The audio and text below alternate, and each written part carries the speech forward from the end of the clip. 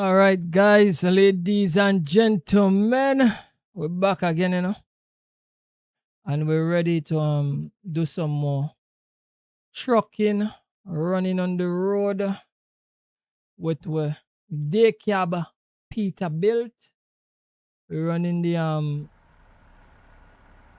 cowboy delivery, but you wouldn't see the cowboy because it's first time I'm actually putting it on a day cab, and I love how it look. With just the cards on the door that look sick, really mad.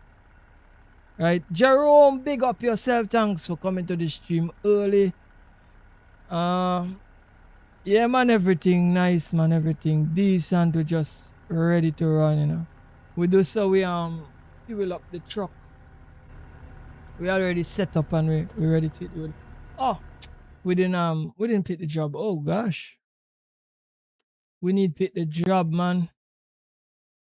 Right, so returning viewers, thank you very much for your support. It has been so great so far to have people even come into the streams, as a matter of fact. Right? So we had the boat going up into Montana. Let's carry that Queenie up the road.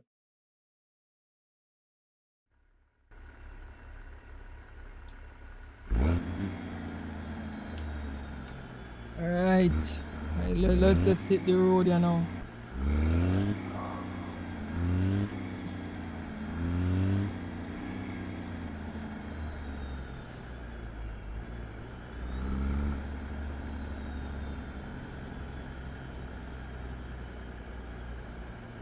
Welcome to the stream, brother. Walk on, everything good?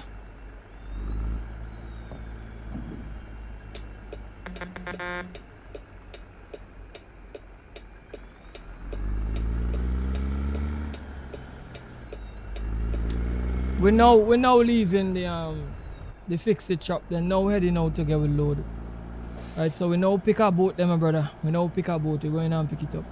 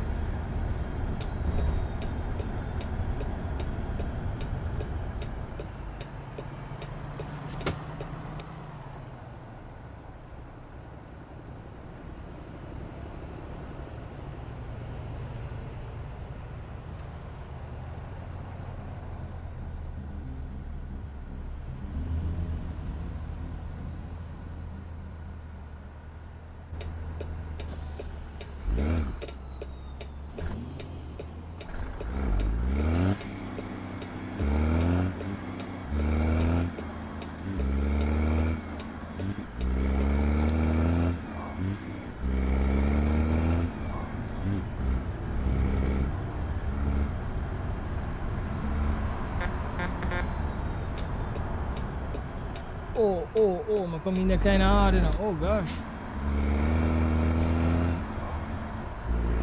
Nearly lose control of the truck.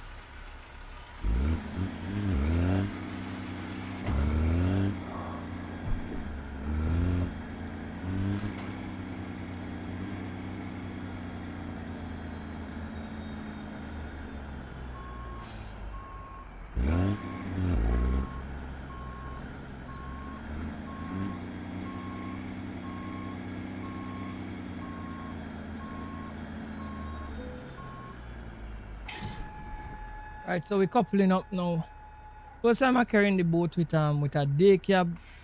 The combination look nice. Yeah, it look real good. It look real sick. Trust me, I like this combination. Alright, so let's hit the road now.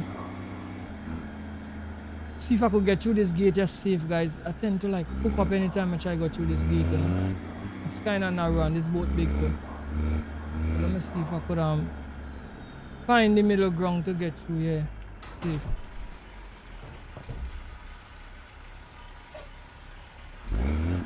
Come a little bit into this.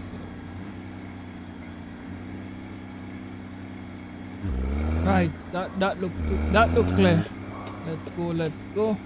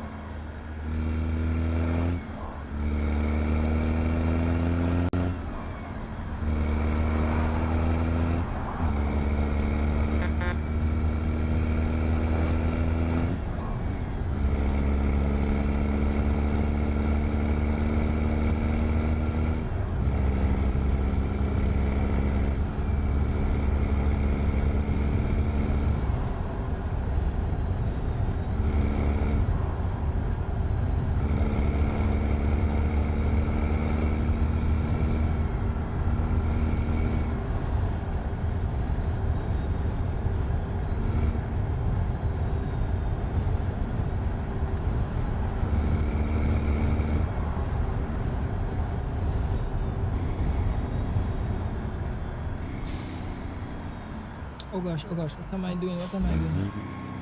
I'm speeding, going in the wrong direction fast.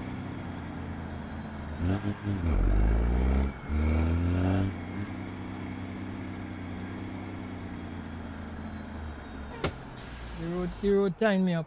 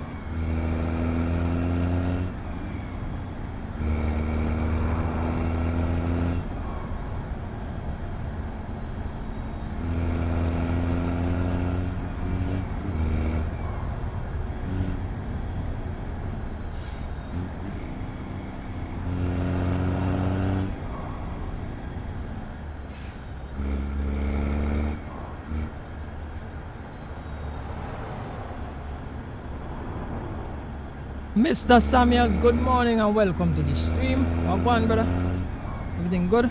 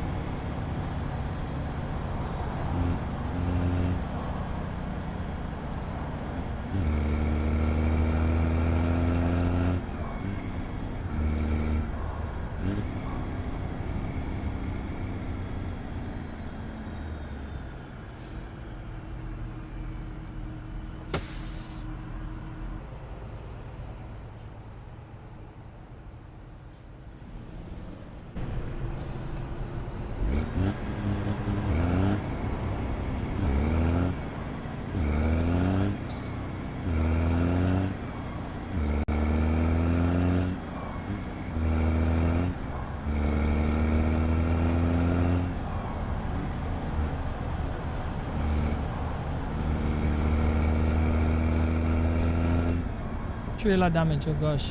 We touch somebody. Touch up somebody. Oh gosh, man.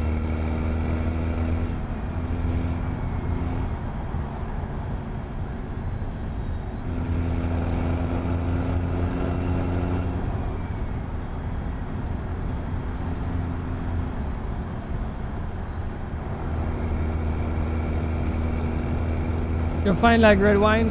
Okay, bro. Oh boy, man say fine like red wine, yeah. Alright, bro.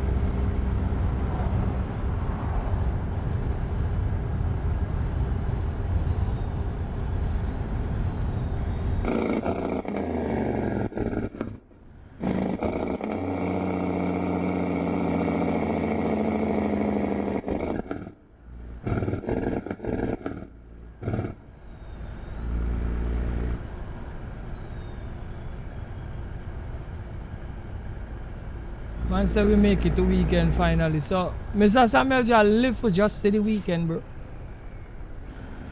You not live for see next day. Weekend you want to see right through.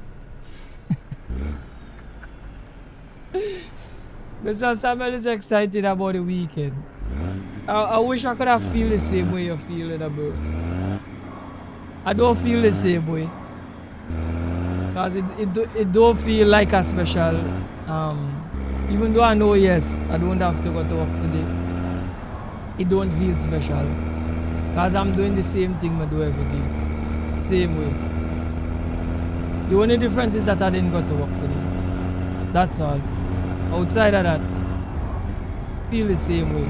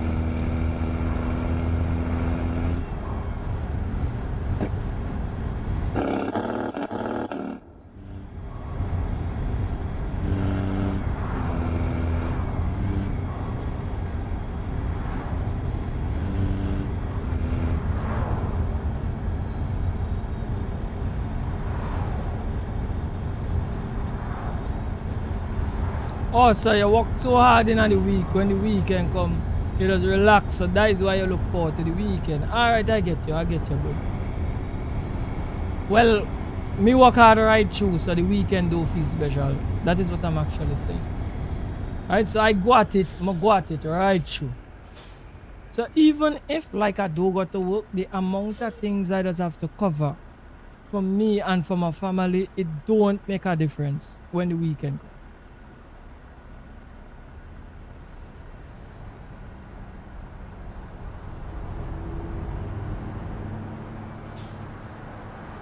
Like, so for me to really feel a true difference, I have to actually take a holiday. I have to jump on a plane, go someplace, go some 5-star hotel where everything is taken care of, and then I'm gonna feel as if I'm on a holiday. Once I stay here, no holiday for me.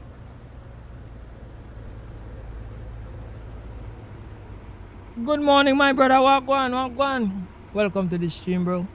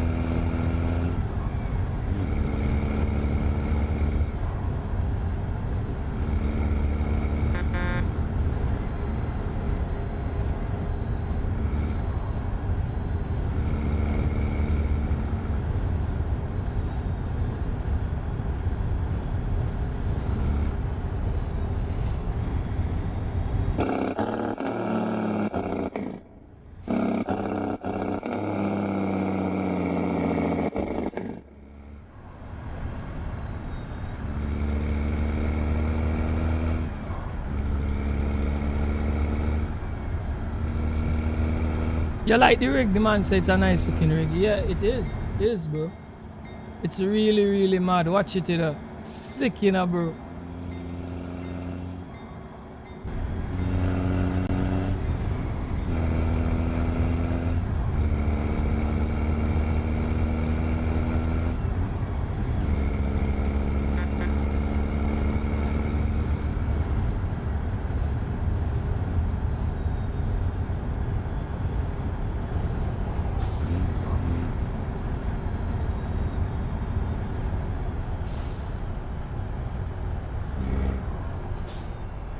If I'm using the Logitech wheel, no, I'm using Trustmaster T300 RS.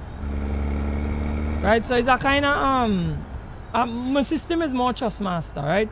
But the only thing is that I'm using the G27 pedals, right?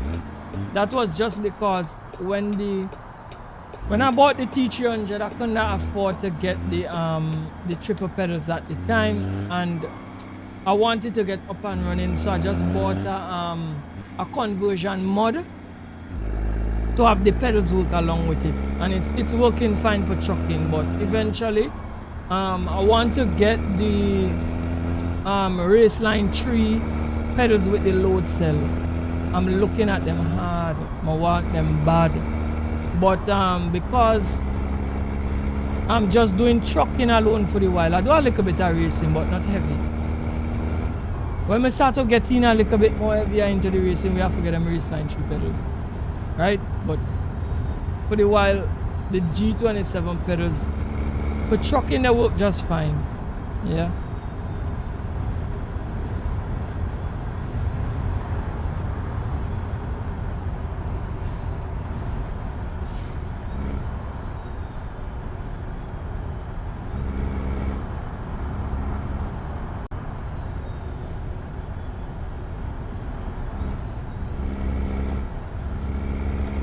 Right, so the man say what journey every day with the traffic and all of them kind of stuff there, so. Yeah, I understand you perfectly, bro. But my point is, every day drain me.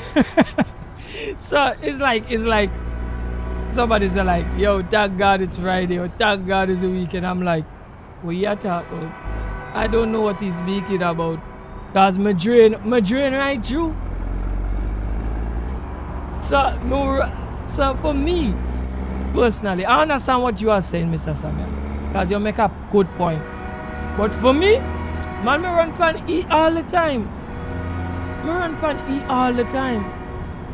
So I pretty much get accustomed to running on E.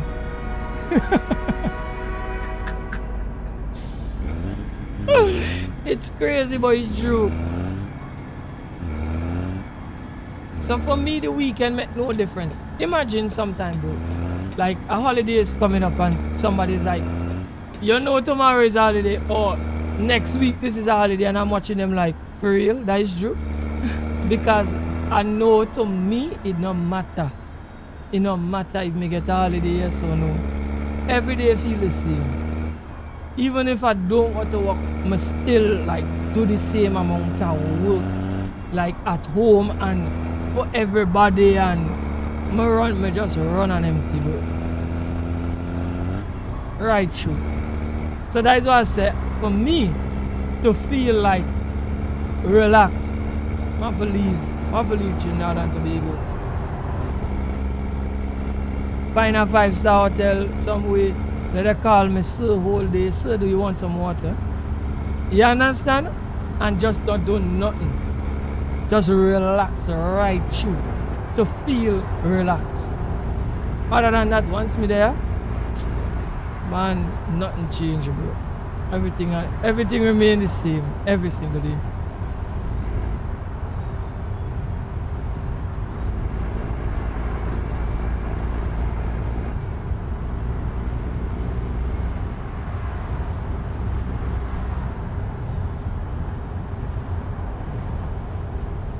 So my brother say he can't wait for road trip for release, so people could tour around the map in a regular car and stuff. Yeah, road trip is going to be alright. I see the so they did a preview of the F-150. I cover that on the channel. And then on the other day I see they show the Mustang, the fastback. I can't remember what year the Mustang is, but it's the older Mustang. Right? So they're getting ready to release the Ford pack. That's the Ford pack. Right? So I believe they might have one more vehicle to show it. But something I could notice is that they didn't work on the songs properly as yet. The car, the song better than the F-150, but I'm still hearing the air brake sound from the trucks.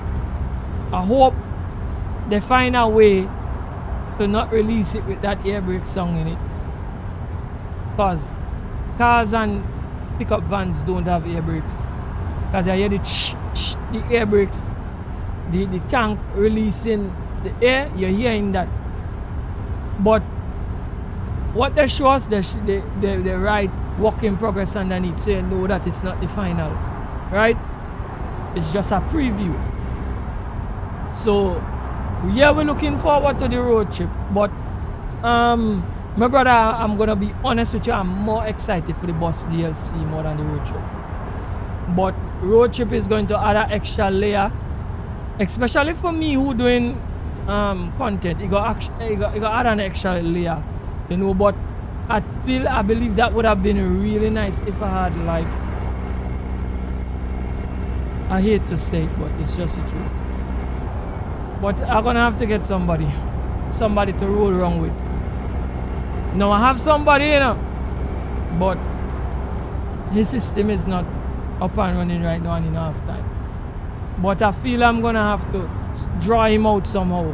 I'm going to have to draw him out, at least to do 1 or 2 road trip with me. Even if I have to buy the DLC and send it to him, I feel I'm gonna have to do it. I'm gonna have to talk to him and draw him out for that. See, because I believe, like, me and he could do something very good with that road trip thing there. See?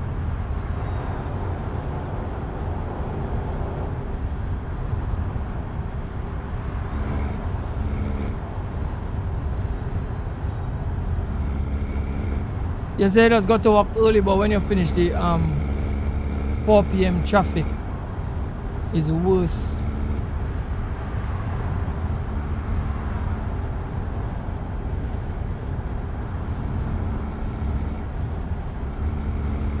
Yeah, well, me understand your traffic situation with you down there, you know, bro.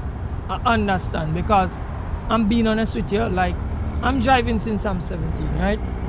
And me remember coming down at Trini and seeing the traffic down in Trinidad and saying it's mad traffic. And I imagine now, because I haven't been to Trinidad at least 10 years or 8 years now. I haven't been to Trinidad. Right, so I imagine things get worse, because Tobago used to never have as much cars as Trinidad, and right now we have plenty cars here, because me and all us are to get a little frustrated with the traffic situation sometimes, and I know Trinidad is way worse than here. So I understand where you're coming from about the fatigue with this traffic thing. I understand. The only good thing about Tobago is that Tobago is small. So the time I'm spending in traffic will be way less than you, which I'm thankful to God for. But so some people, the only thing I don't like about here, guys, I'm being honest with you, the only thing I don't like about Tobago is the accessibility of having things or getting things, goods and services. That's the only thing I don't like. Outside of that, I love my sweet Tobago. The life is slower. The place smaller, easier to get around. I love Tobago. That's the only thing I don't like about here. It's hard to get things, and the time of business, we need to get a little bit of we need to get sharper on business here. Because I'm a person who like to get things done. I love to get things done. So if I tell myself, right, I want to cram like about 10 things into today. When today done, them 10 things should finish. Once me plan that is 10 things I should do, I want at the end of the day for finish what me plan for do. And that is just be a problem for me most of the time here, because we kind of lackadaisical when it comes to business. We not start up business early in the morning, and me not like that at all. Right? So that's the only thing. But outside of that, I like my slow life. I like my slower life. Well, I guess that's a trade-off of the slower life. Business slow too. Right? And I like how the place smaller, so it's easier for commute. Get to and fro, less traffic, and so on, right? But I understand what you're saying, Mr. Samuels. The only way you could beat that, like, you have to like try to do everything within your vicinity and not commute too far. That's the only way you could beat that. So you yourself, like, you know, zoning yourself in a certain area, make sure you could get everything within as close as possible to you. You find out the business places that you could go and shop, you could do this, you could do that, we're closest to you to minimize that distance you're traveling. You know, if you can, right?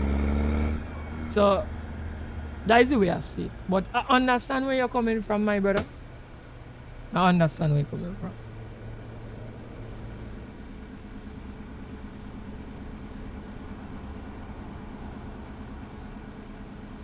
Man says like more people drive than use the bus service. Well, the thing about it, more people have cars now. And if you have your own car, you're not going to use the bus. Why would you use the bus? Now in Tobago, I could talk about Tobago though. The bus service is not reliable. So I understand why people don't use it as much. But people use it. But people don't use it as much because it's not reliable. Right? Because you have to see it the way it is. If I'm traveling with the bus and the bus ticket is what, $2 less, $3 less to the most, but the time it takes me to get into a bus, I'm wasting 2 hours to wait for it. That don't make no common sense. I'm gonna spend that extra $3, jump in one little minivan maxi, old car, whatever run on the road, even a bicycle I'm going to jump on, right? And get where I have to get, go where I need to go, do what I need to do, and continue my day. Because wasting time is not a good thing. And that is a problem with the bus service. Yeah, why I see people, they're not to fight themselves with it. Because it don't make sense. Right? So if it's like prompt and on time and it's significantly less, and I believe people is going to use it. Because right now times are real hard and everybody will try to find a way to cut back if they need to. But it's not prompt. It's not reliable. So that don't make no common sense. And as I always say, having a car is more expensive than traveling. But you see, that convenience, that is what people drive the car for. The convenience of going where you want, meeting your deadlines, meeting your appointments, and these kind of stuff. That is why people drive the car. But economically, it is not cheap.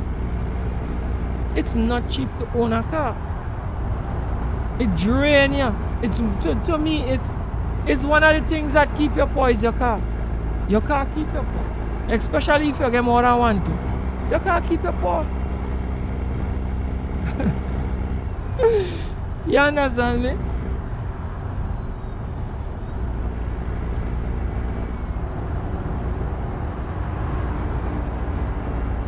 Well, it's a bus stop at every stop.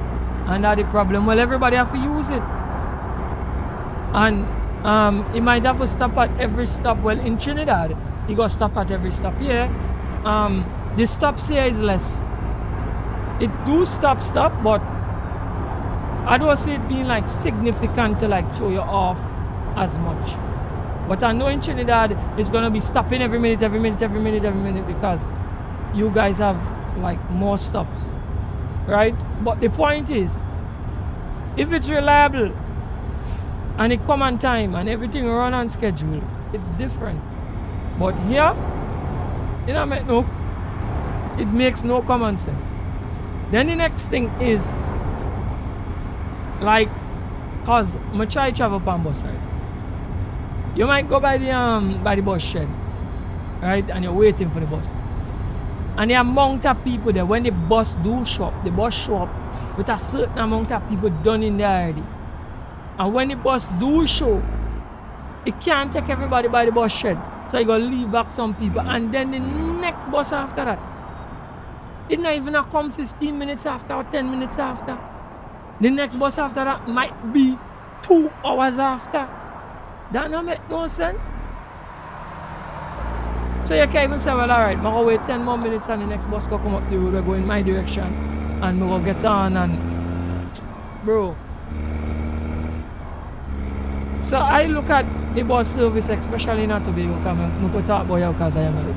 I look at it as a waste of time service. It worked for some people, but for me, it can't work for me because time is important to me. Time is very, very important to me every single day, on a daily. Right? The amount of things that I just try to cram into one day. I don't even want to waste 15 minutes. Me just vex when I waste 15 minutes. Right? So, not letting out my personal business, but I know you have some people like might see me interact a certain way with my spouse when like me come in a certain places for do things and they go watch and they go say, well, a man that move kind of arrogant and thing. It's not that thing. I'm a stickler for time. You see, when the day come, if I pass in to pick up something or drop off something, in my mind I say, yo, me have 5 minutes to do this. You may say, alright, I pass in by you and drop this thing you know and or pick up this thing you know. May have like 5 to 10 minutes to do that. I don't want to wait more than that to do that. Pass, pick up, drop off, whatever. Ting, go my way. Continue. Because I have so many things to do. You understand what I'm trying to say? And me have to meet everything. And if I don't meet one of those requirements for the day, somebody have vexed me and say, oh, you didn't come here on time, you didn't this on time, you didn't that on time, you didn't do this. Remember I tell you to do that, and it's something go. So time is important to me. So something like the bus will waste all them time there. And you have to put that into perspective for a lot of people, Mr. Samuels. If you are a very productive person, for that little extra savings then it make no sense. You're gonna be saying, let me drive my car, go my way, do what I need to do quick and do all the things I need to do for the day. You follow? So I understand why a lot of people not using the bus. Right?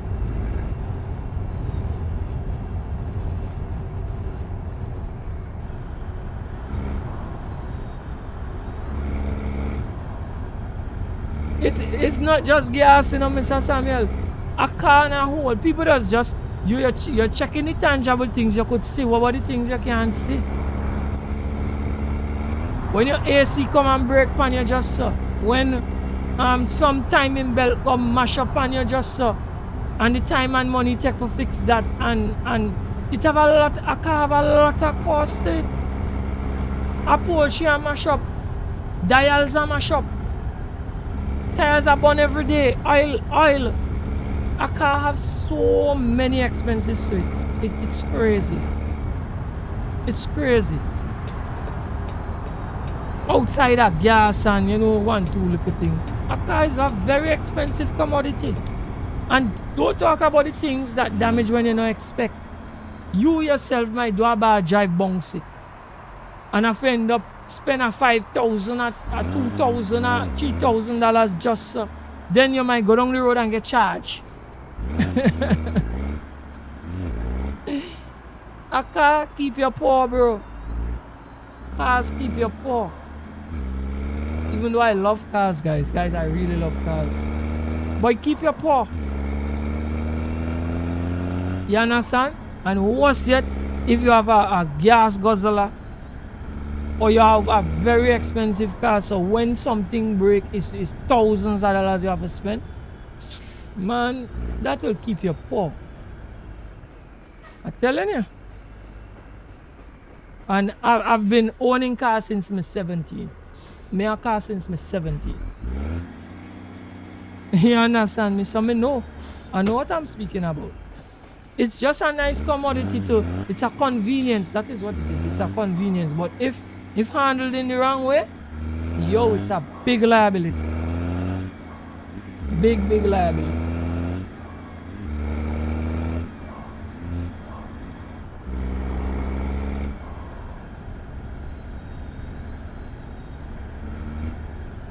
Right, a lot of the traffic does go to Port of Spain because a lot of people walk in Port of Spain because Port of Spain is the capital, and then people shop. People have a shop, people have to do business and whatever. Most of the business go happen in a Port of Spain. So the traffic, so morning, you're going to have heavy traffic, and evening time when everybody done work, you'll have heavy traffic coming in the other direction. Understand, you know? Understand what is going on. Right, same thing like here too, because most people work on the lower end in Tobago. So it's the same thing. Early morning and most people have schools on the lower end, like towards Scarborough side. So the same thing. Same thing happen over here. So everybody in the morning is a rush to go along the road. And a traffic and a this and a that. Everybody come to the central point. Right? To work and to do this and do that and whatever. Because that is where all the economical activities is taking place. Right? And evening time you're dispersed. That's how it works. Right?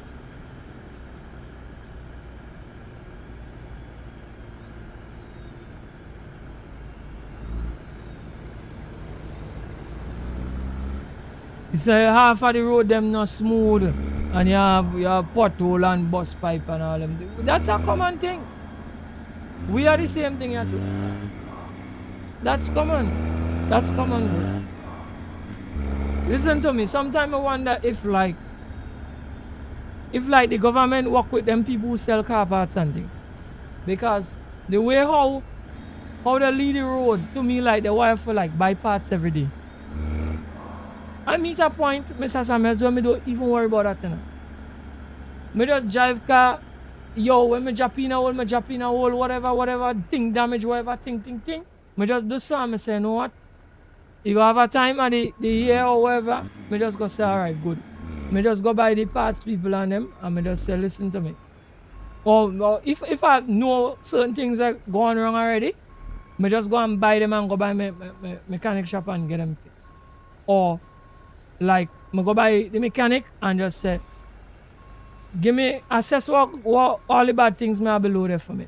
And then he assess it and me just do so a day, me get some money, whatever, me just go do so, go buy all the parts and just run in by him a day and say, I come by you tomorrow. And then me just come through and I tell him, I say, here we're going, how much it cost me for change them thing? And me just say, just change all them thing below there, so. Especially like on the front end of your car, because the front end of your car go bad more than the back. Nothing in the back door really go bad, sir. Right? But you just come a day, hey, man, just change out all them things below there. Spend a nice money, change out all them things there and just go again. When they broke up again, me just do that again whenever. But it's not like if me just like be a stickler for it to say, all right, you have to run perfect all the time. You have certain things you could know that they're bad and still run and you're good. Right? Once you're not cutting out your tires too much or anything. And then when you're ready, you just go and fix them. Right? But sometimes you just do it that way and done. You know, fight up and headache, man. Oh gosh, me drop in and put up. Yeah, when me drop in, you might be like, oh shucks, or whatever. But I wouldn't like bother my brain to say, oh gosh, you know, me drop in. I hold today and me feel me boss, me shock. It's shock, bossy boss.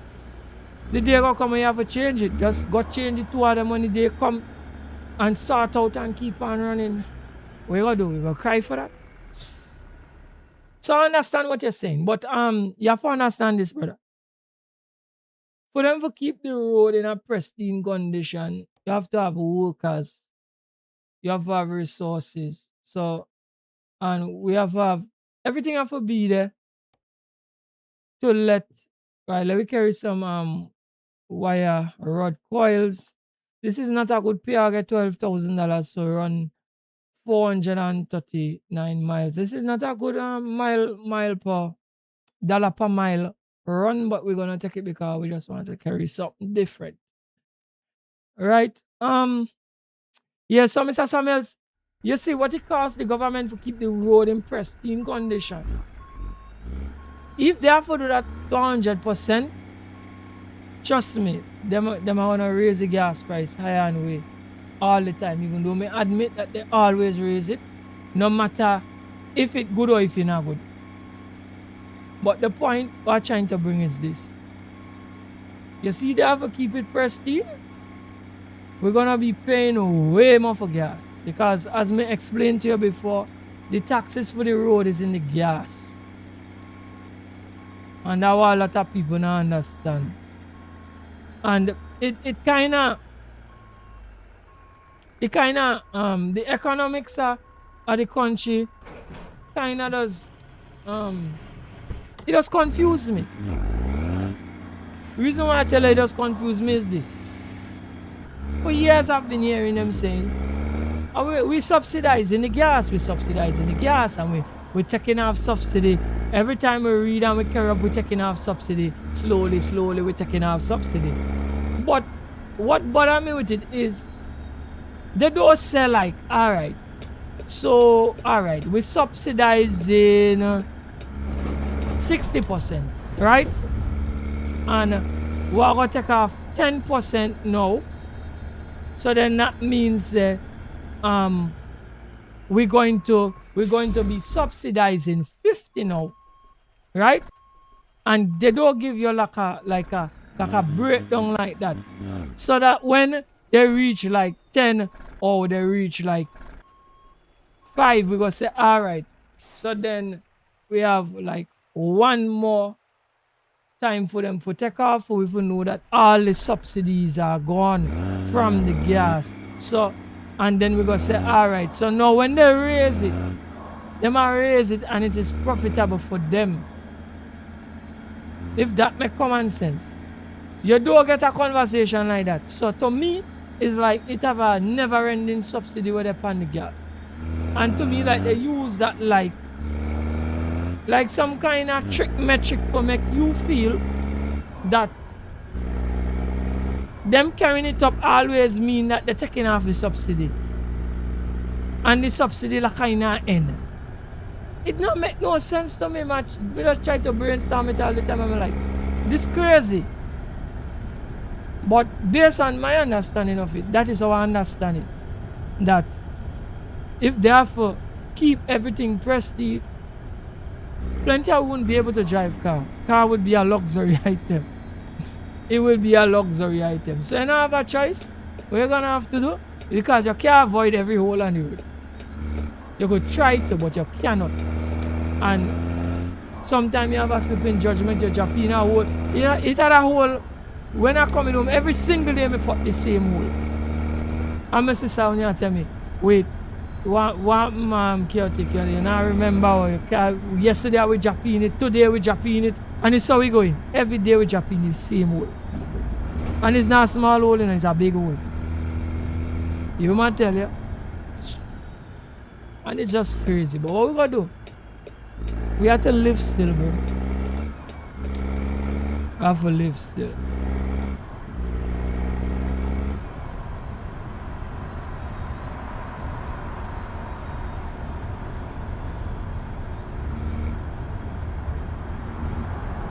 Right, so you said we got a pitch lake and we sold it to the Chinese, hence why the road's up.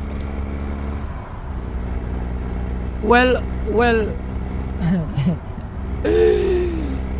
but what I say so, but we have to be careful how we say what we say.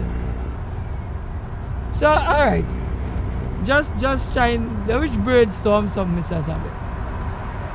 So understand this, right? I just want you to understand this. So I have, let me say I have a sugar mill, right? And my sugar mill need cane for run every day. Just saying, right? for me to make sugar, right? And I decide that I'm gonna sell all my fields with all my canes, right? The question I have to ask is how I expect my sugar mill to continue running.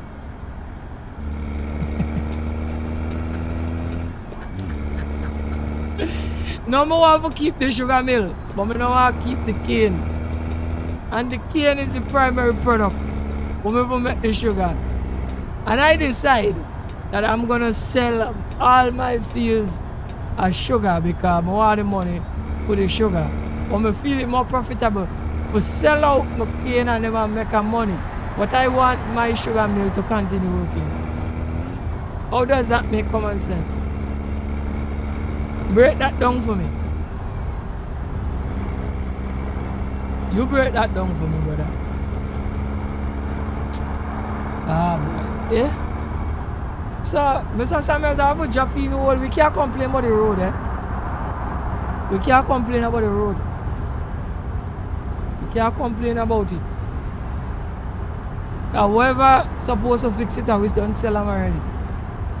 We sell the raw product for fix the road, so we can't complain about dropping in potholes. We have to continue dropping them. Man said very interesting. He said very interesting. Yes, very interesting.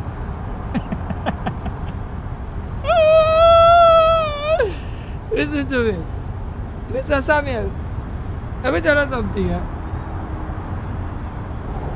And are the brightest set of people that make them decisions here.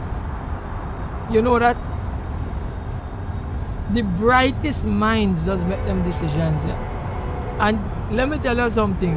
These people have people who advise them too. It have people who are paid to advise these people for do them things there. Listen to me, Mr. Samuels, let me tell you something. You see, the more I live,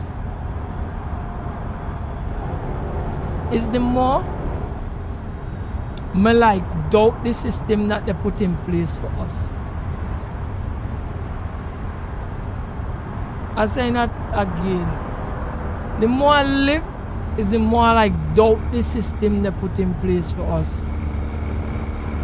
So understand what me I tell you. And some people with bachelor's and associate degree and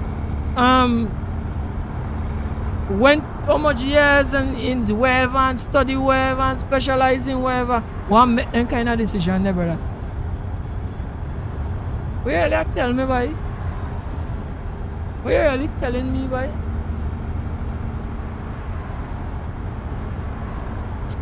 Boy, leave me alone, eh? Trust me, bro. Me tell you, bro, just drive the vehicle.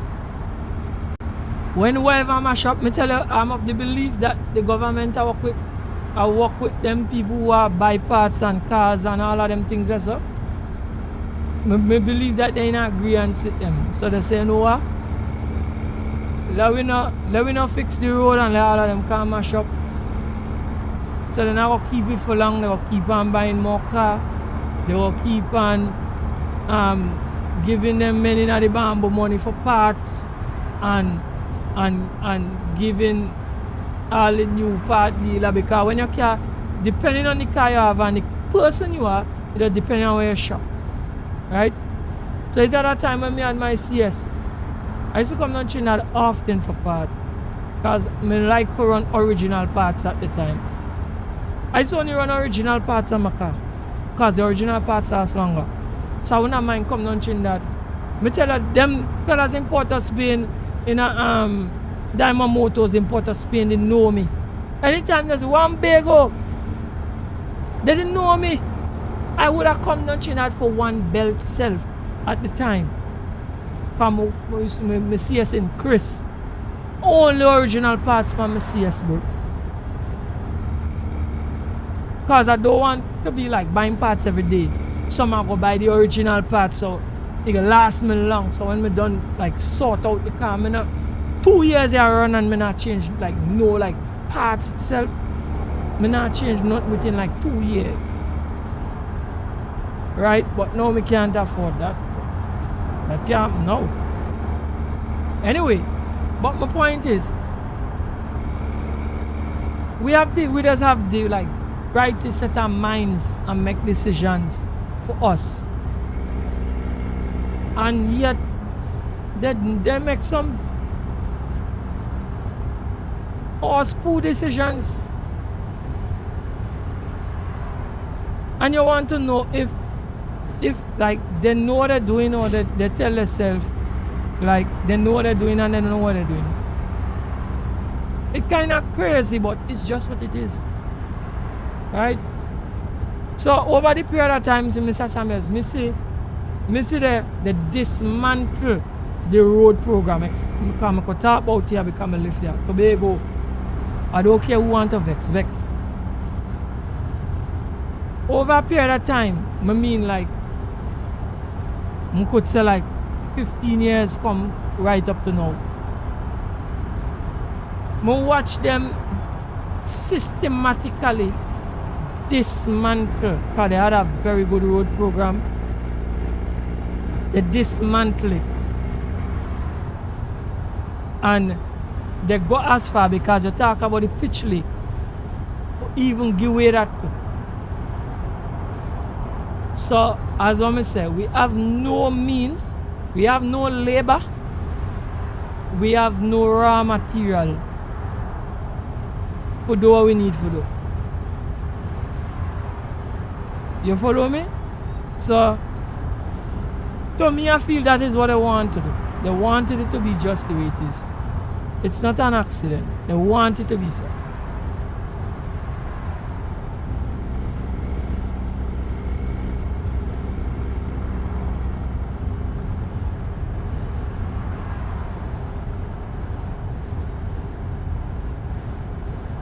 You say America roads look better than us, and it's a shame we didn't use America to build roads. No.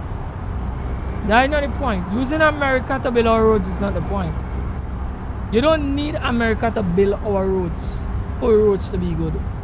What we need is proper engineering. So the point is this. You have the problem with we have brain drain.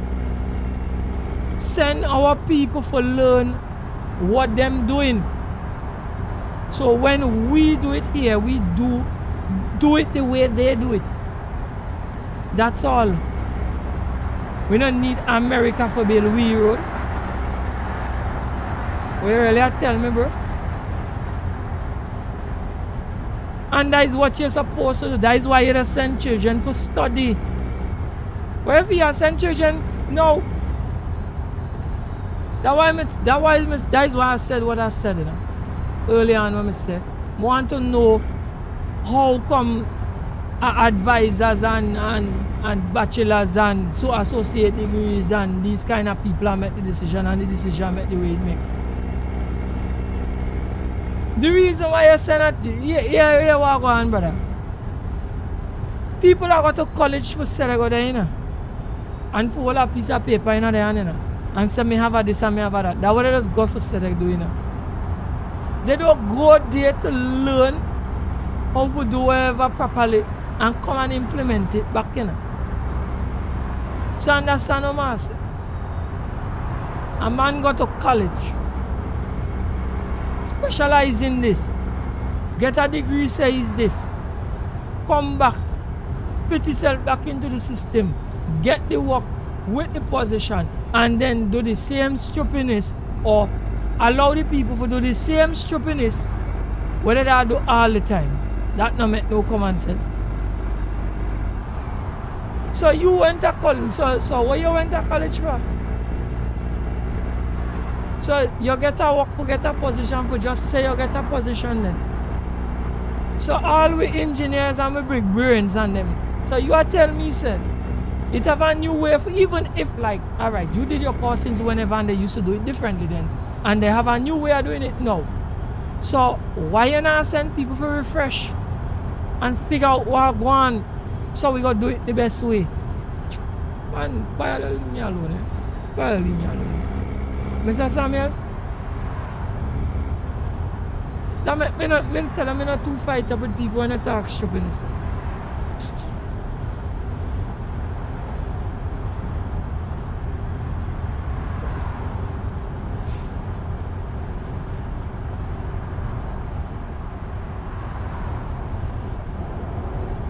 So what you hear growing up is that a road supposed to last years. That's what you hear growing up.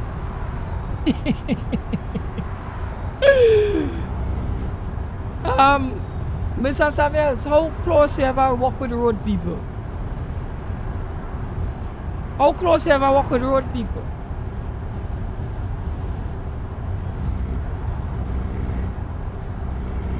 Let me tell you something. I walk a little with some road people here and there. I'm no expert, and I put a disclaimer up in front of you. I am no expert, but I could explain something to you. At least how we do it here in Tobago, because I don't know Trinidad do it differently. Right? So boom, let me say you have a road to Dover. Zin, you come, you take up the asphalt layer, and then you check it, right? No, we're doing over. We're not doing original. We're doing over. You have certain places got soft spots and stuff where they didn't do properly. Them areas they you go identify and whatever. Right? Now this is how our road does build, at least over here. I'll tell you about it. So you bring rotten rock first and you drop the rotten rock down to the bottom. Then the next layer is crush run. Right? So as you do that, you're rolling it in, eh? Next layer is crush run. You're rolling the crush run. Right? And then boom. They might do so though. Different people do it different ways, eh? Then you might do so on layer 19. And you're rolling in 19. And then after that you run with asphalt on top. You know what I tell you? Now hear what has happened. When a washer line come and bust, right? And you know washer line bust all the time. The washer lines are made to burst. So when a washer line bust now, this is what has happened. Washermen go come and dig up, find the line, fix the line. And when washermen throw back in the stuff don't throw back in order. Because remember when you dig it out, everything mixes up together. You follow me, try to say follow me, say carefully. So washerman go come now, dig out, fix the line, throw back in. They go leave it for a while so because they need it to settle. They need to see if you got bust again. Right? When they come, they might even come back on nothing. They just throw back in thing and then just come, drop some asphalt on top. That is going to sink. That is going to sink. And that pipe that bust back right there. And it's a never ending process, and that's how we go. The road and them could never go. It could never go. First thing them have to do is they have to do a big drive and rip up all them old water pipe and sort them out. Sort all of them out. Right? Second thing, like I heard like somebody like who kind of know a little bit about pipe work with water and them things spoke at time. I forgot where I was to hear the person talk about this, which and it make a lot of sense. The person said that around the water line and them you should fill it with sand. Which make a lot of sense because you're allowing for certain amount of movement or cushioning of the materials around. Because you understand this. If you have become a call rotten rock and call crush run, them just have big stones in them.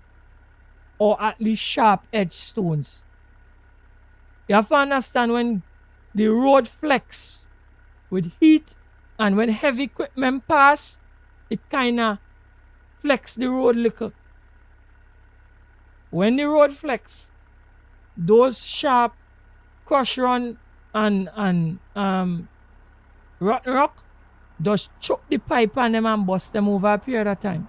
So if you put sand around the pipe and you put the crush run and them thing there further out, you don't have no chance for the pointier material for reach the pipe and choke it. But that will take a long time to do and a lot of money. And that is what we try to avoid. We try to avoid spending a lot of money and doing things right. So we always got the problem we have.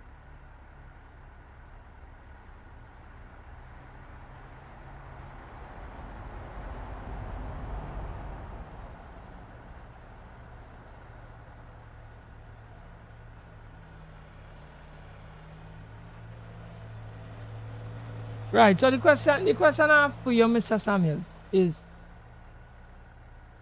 come I have a question for you. What is the reason you feel like in cities, they put the pipe and them way underneath the road and you have the sewer system? Why you feel that is so?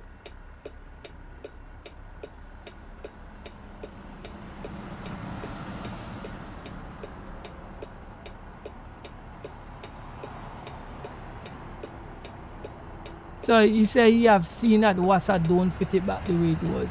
Yeah, they don't. Because, and you can't vex with them neither, because Wassa is not road people, Wassa is pipe people. That's why well in Trinidad we have you have what do you call it? Over here we have districts. Down there we have by us, what they call them is oh gosh. It have a name for me, just forget it. It is what is. Oh gosh, I try remember the name for it. You gonna have the right name for it.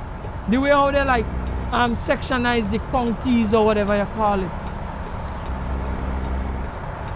I try the right word I'm trying to look for. We're just not coming. Anyway. You have to understand this. Wassa is not road people. Wassa is pipe people. Wassa don't care about how it's packed, how we pack back, if we pack back right turn, you know. Them not care about that thing. They don't care about that. All them care about is that they fix the pipe. Either tell them they have to patch it back, they patch it back over a period of time, which is crazy. Right? So a long time I could talk about Tobago because I am a long time, Wassa used to have to pay works for do back the road. That's how it was supposed to work. So works are the road people, they know how to do back the road or patch it back effectively. Which them and all used to never do it the way it's supposed to. Because you have to understand this. You see, it's a breakdown what us cause these things for. Now we had the fellas like the Barber Green in the unit back in the day. Them know how to do everything properly. But them don't always do all the work. Right? So the problem here is not about other foreigners doing the work.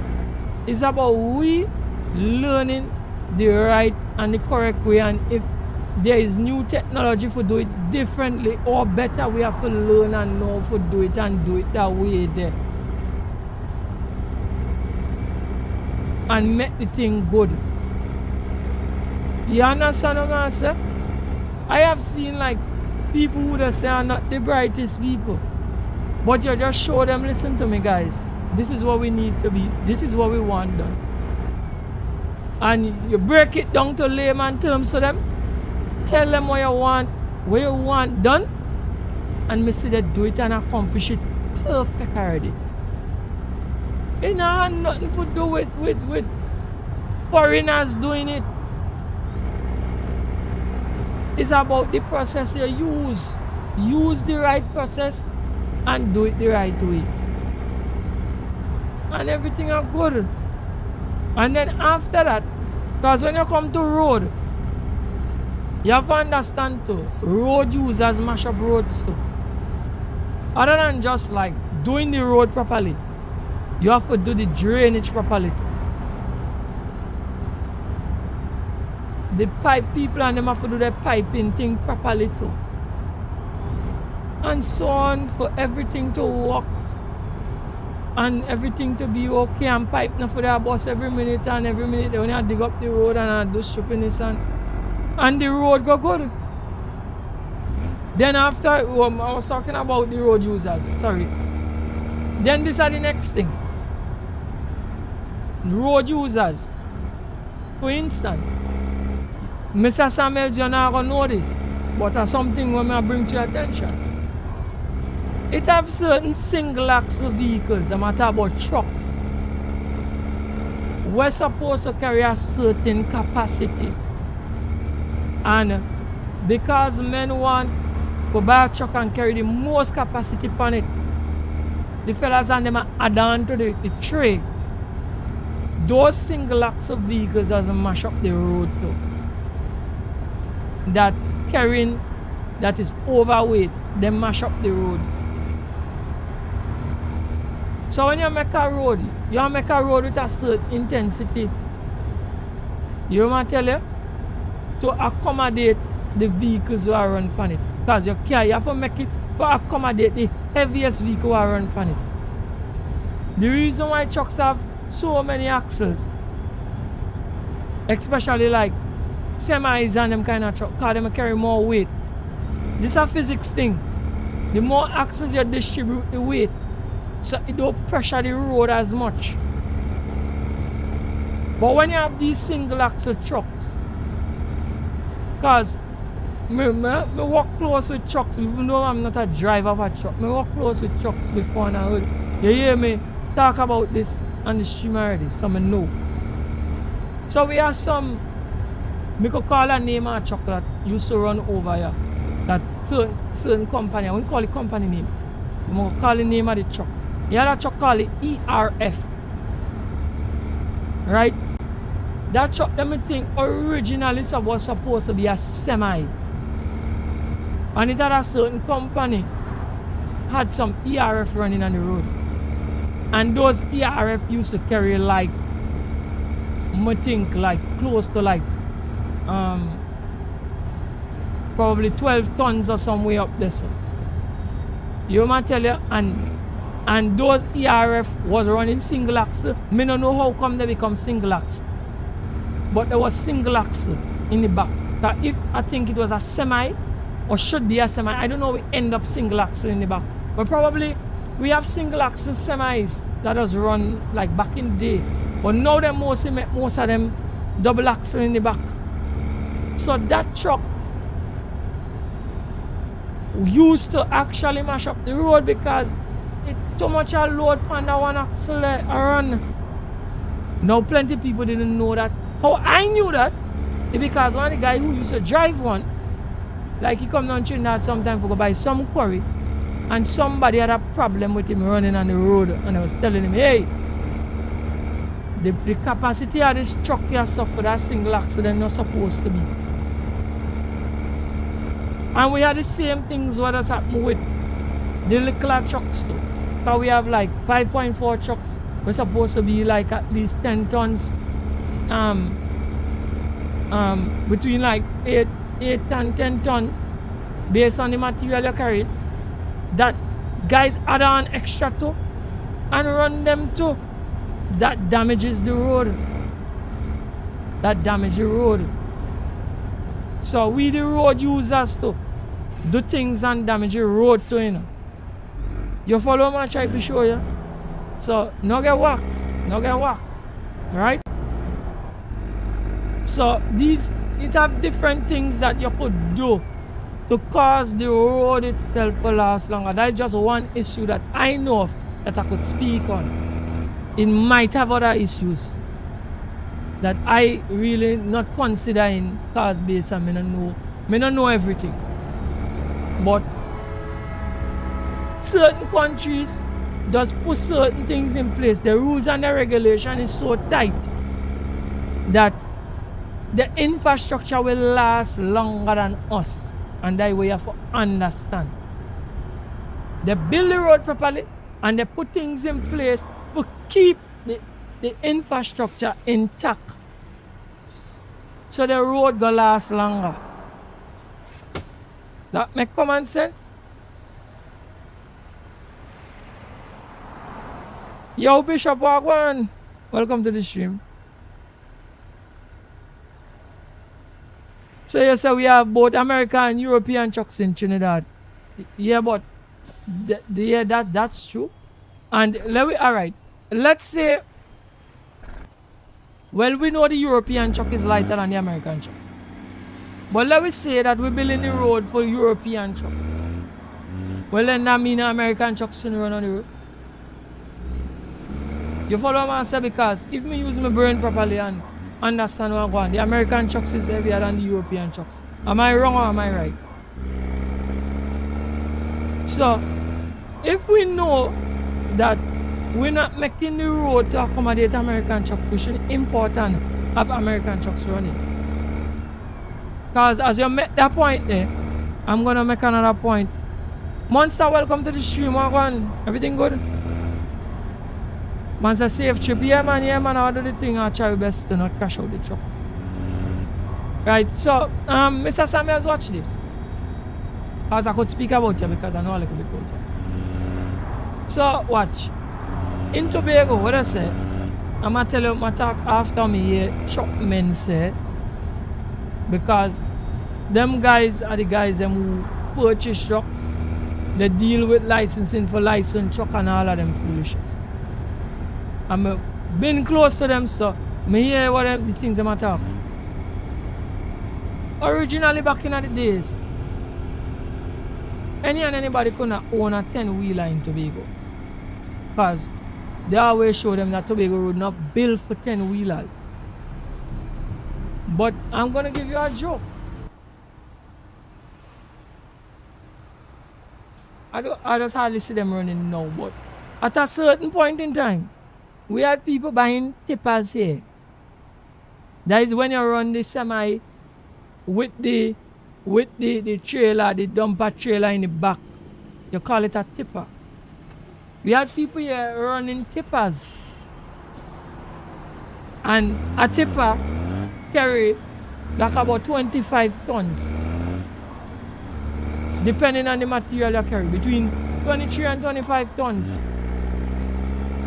A 10-wheeler will give you about 15 tons. Based on the material you carry. Brother, you might tell you, we do things that damage the road. We make accommodations for certain people. And for certain people, we don't make the accommodations. It's a kind of crazy thing. But at the end of the day, what goes on is this. If we road infrastructure not set up for certain things, it's either we go do it over systematically and then set it up for that, or we just don't use the equipment and we know but mash it up over a period of time. And then you understand what I say? So, all the bright people that go to school, they're supposed to know, listen to me, we build this road here for this amount of capacity. And that is the reason why in America, they have the way stations and them and all them kind of things there too. You see me tell you, the infrastructure set up good. That's why the road got keep good. So when them pull you in and realize that you running a truck on the road and the capacity, based on the capacity and what they say it's supposed to hold, you running it over that, you're in for some trouble.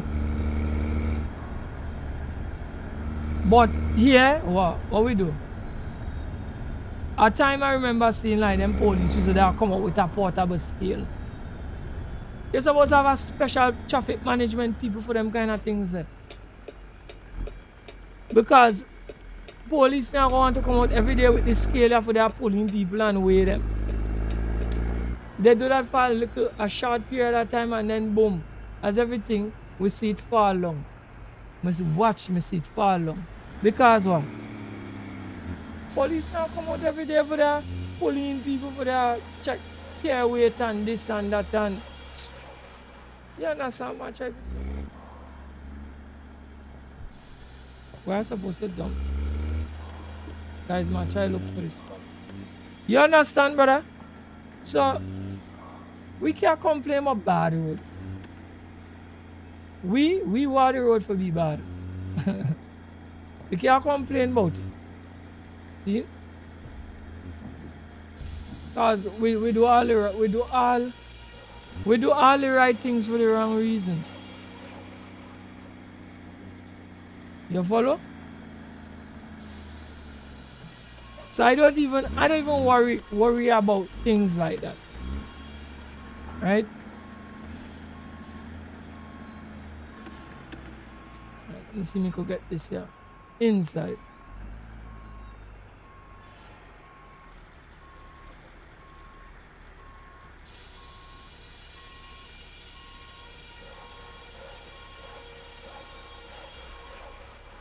My try for make it work, but it didn't. Alright, let me see if we could.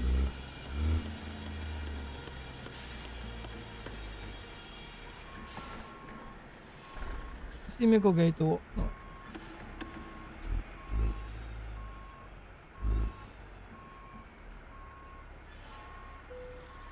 Right. The cup with the load.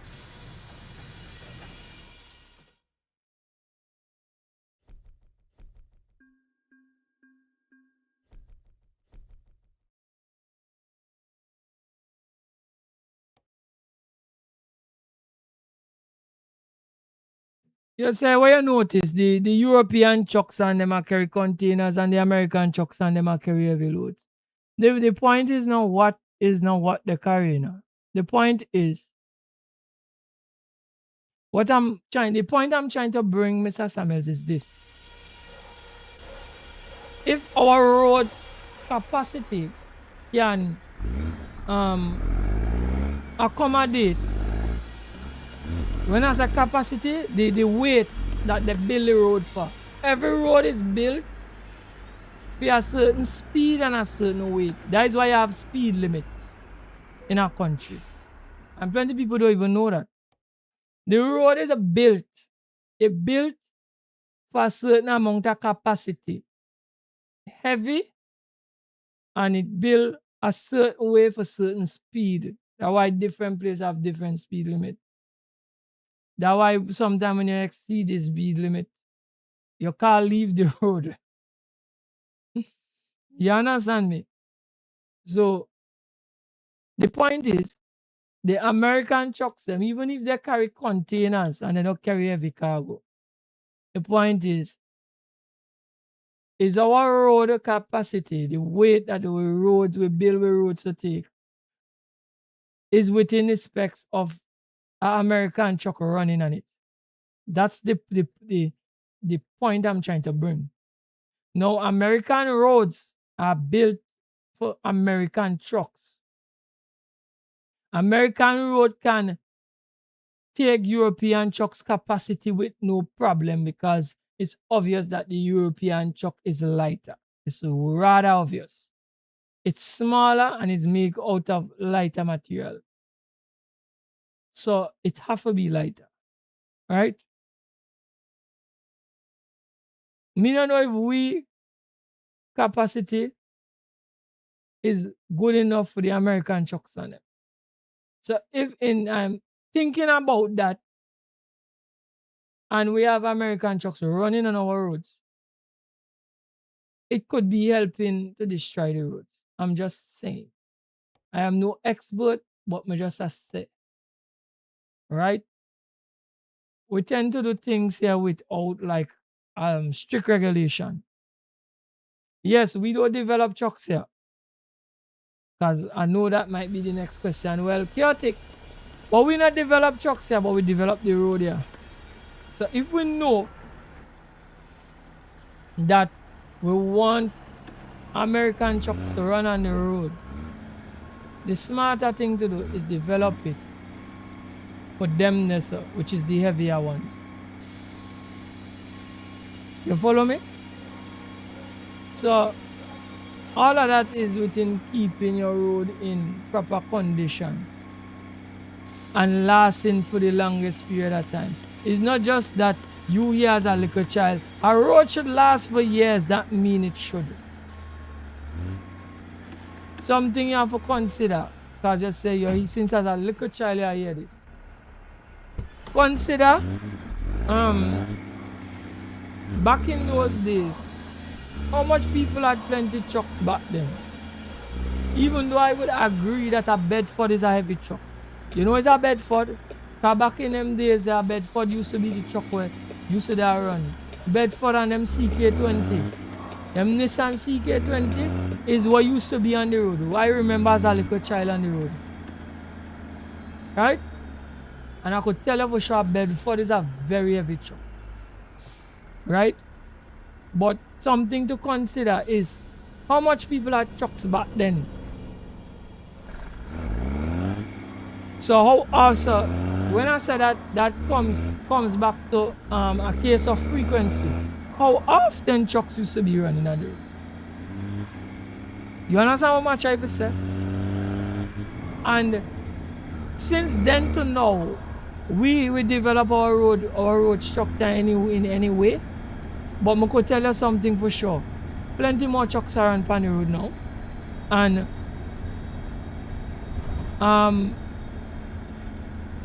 heavier trucks are on the road now. See? So that's the next thing.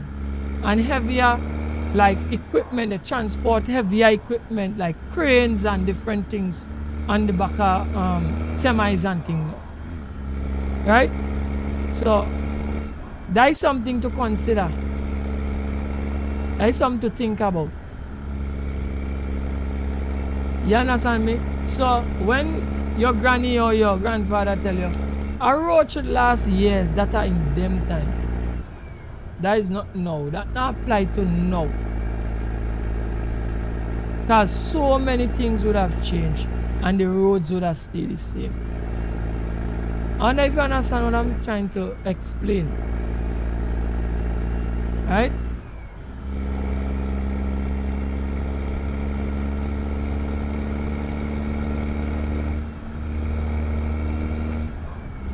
Right, and another thing I see people do. I don't know, Mr. Samuels, if you ever see it done in Trinidad, but I see it here already. Sometimes a man might have like an excavator or a tractor want to do a walk somewhere, right? The semi is supposed to bring it to the closest point to get off the road to do the job. Right? And when they load him back, they bring it to the closest point, like to the edge of the road, and load it back. He might have to run a little on the road, but not any distance.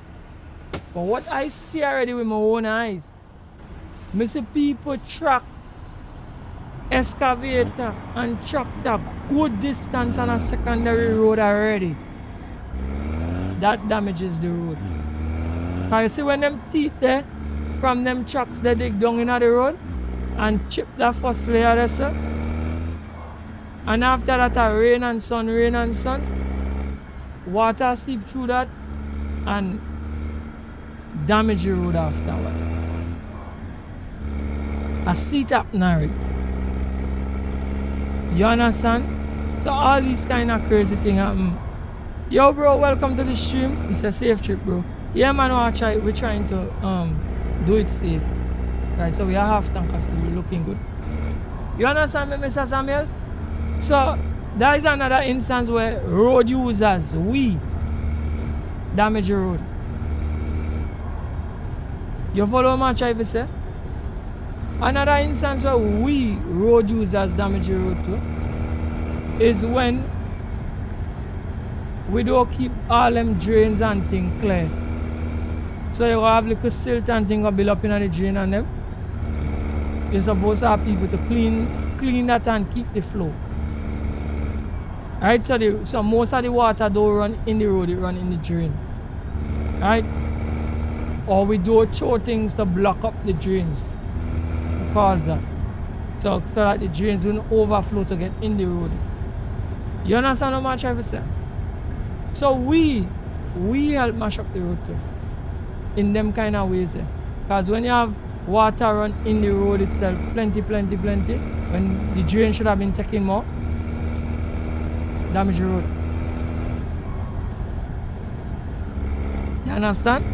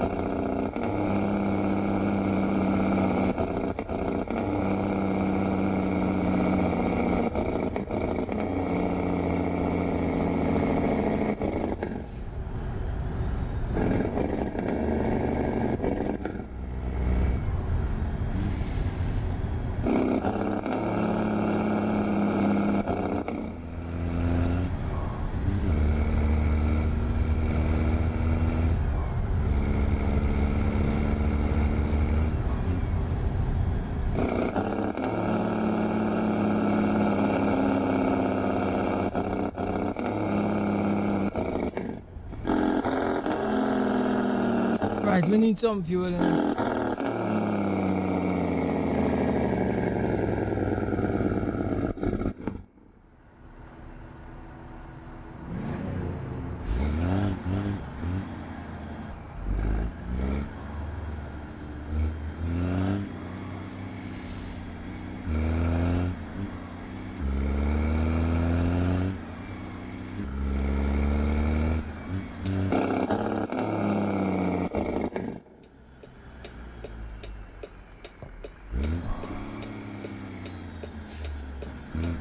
Wonder if I could bust this driver.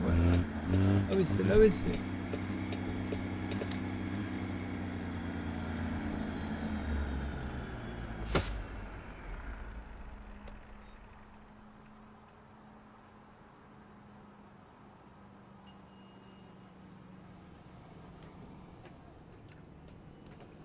Right, we're full up.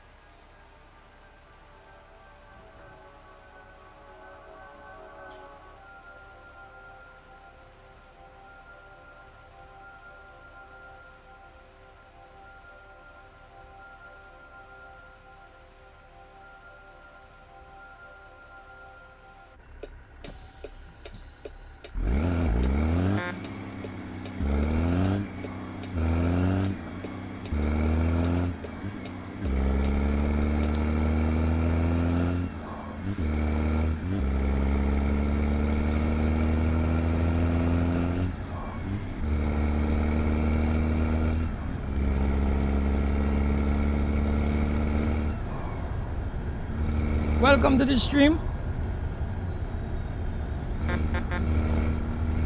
Hola, hola.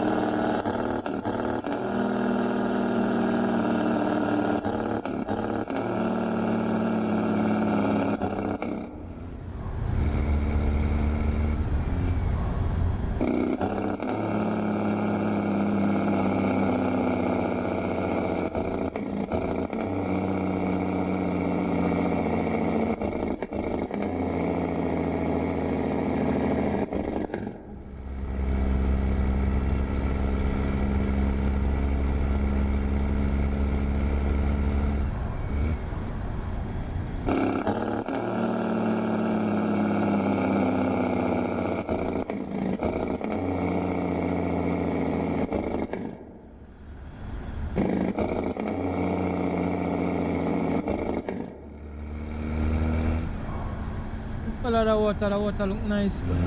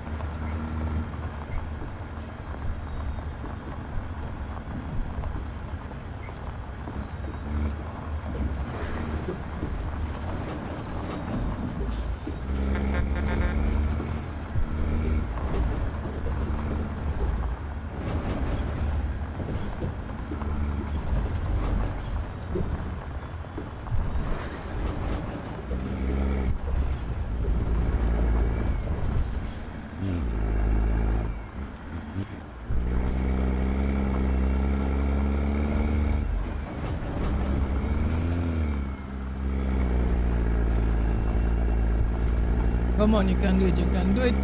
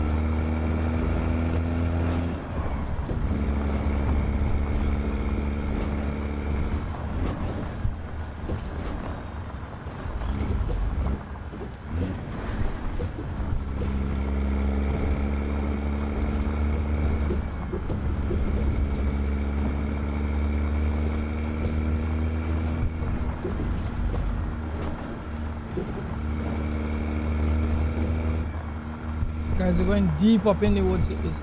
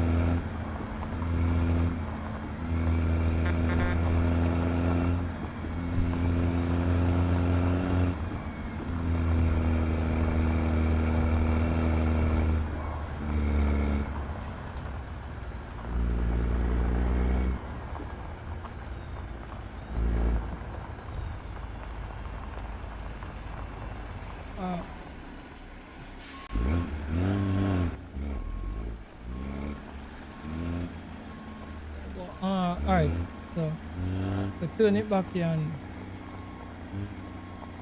and back it down.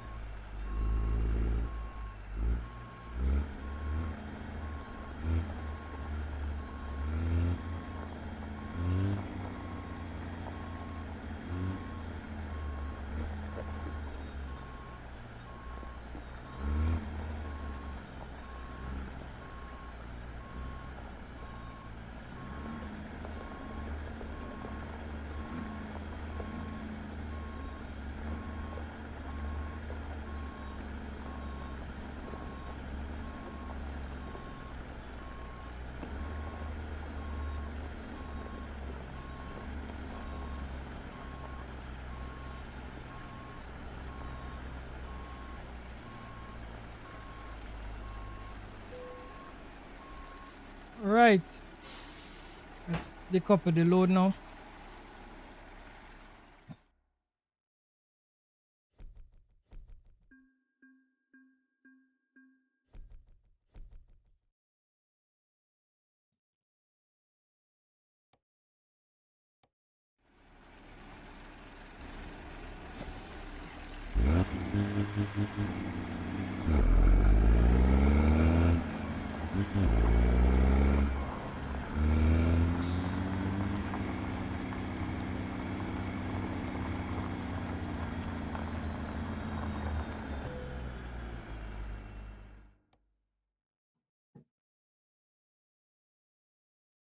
Right, let me see what wood shavings. Wood shavings. Yeah, we gonna run with this. We do really get to run with shavings and we hardly just run tippers, so let me run with that. I don't want to take nothing too heavy out there next to me can't pull it out. So cause these things happened to me before. Take up some heavy load and next thing I can't pull it out. The truck too weak. So let me just take something simple and move.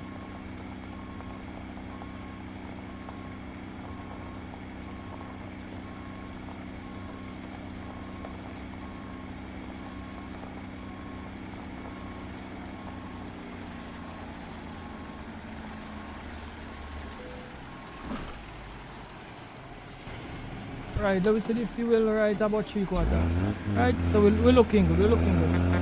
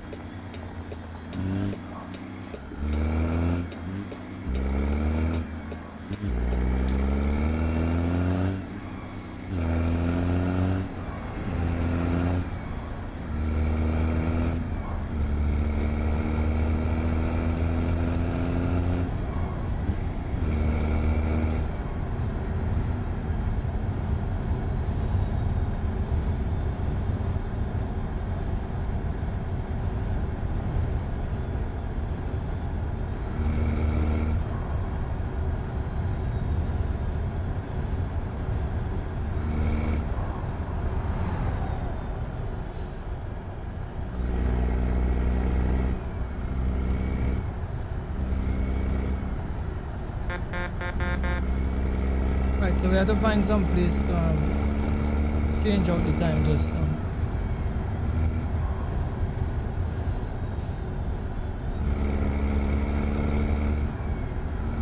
Mr. Samuels, me don't know nothing what you talk about there. Right now, a Spanish you talk about. Me don't even know what you talking about.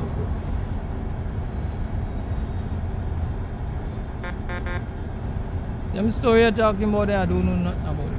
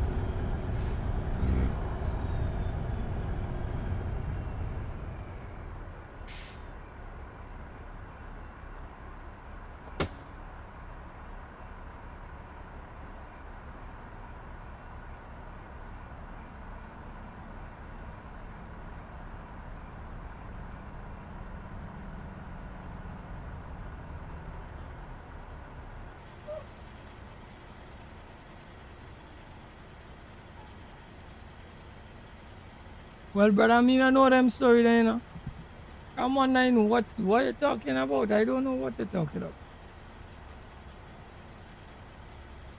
If you talk a language I make you understand, bro, don't expect me to respond because I don't know what you're talking about.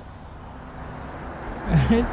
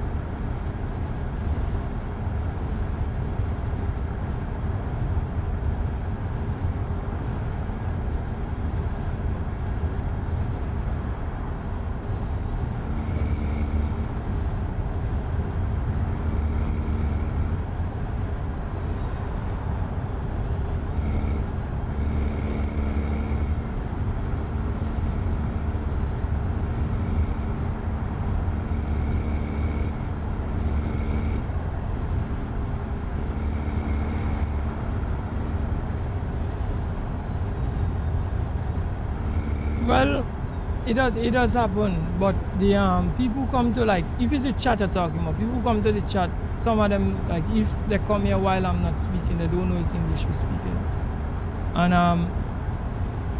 even if they know if it's English and them they want to talk and They're hoping that they will type in the chat, hoping that you know the language that they speak it. But if you don't know it, that is what has happened, right?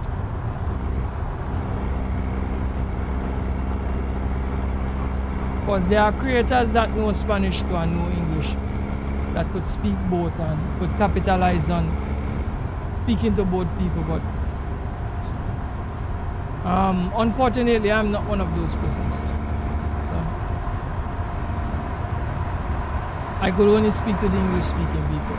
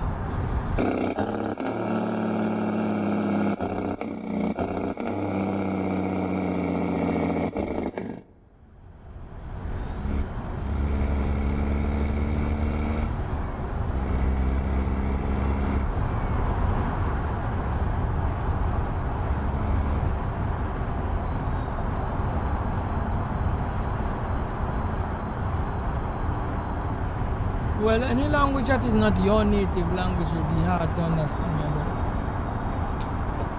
Right? I guess them feel the same way about English too.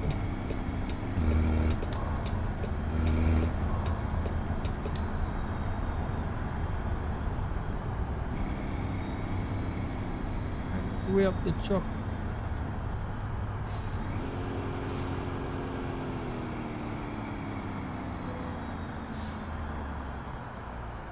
Alright, 38,000 pounds.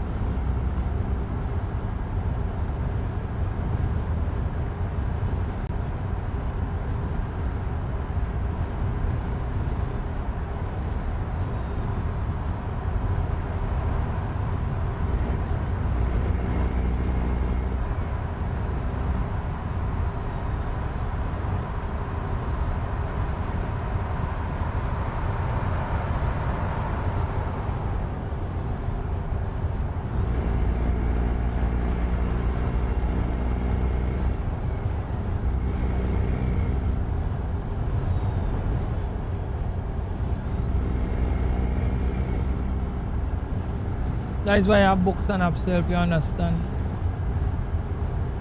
Okay.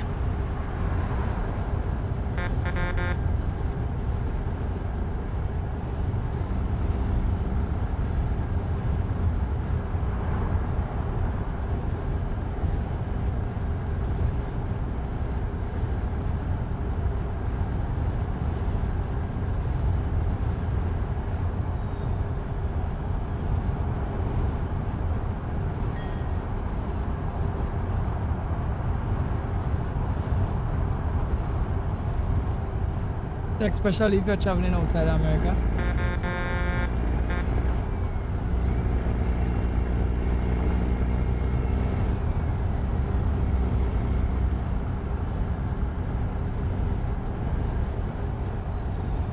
Right, let me switch up the lane here. Make sure I'm not getting into this accident with this AI.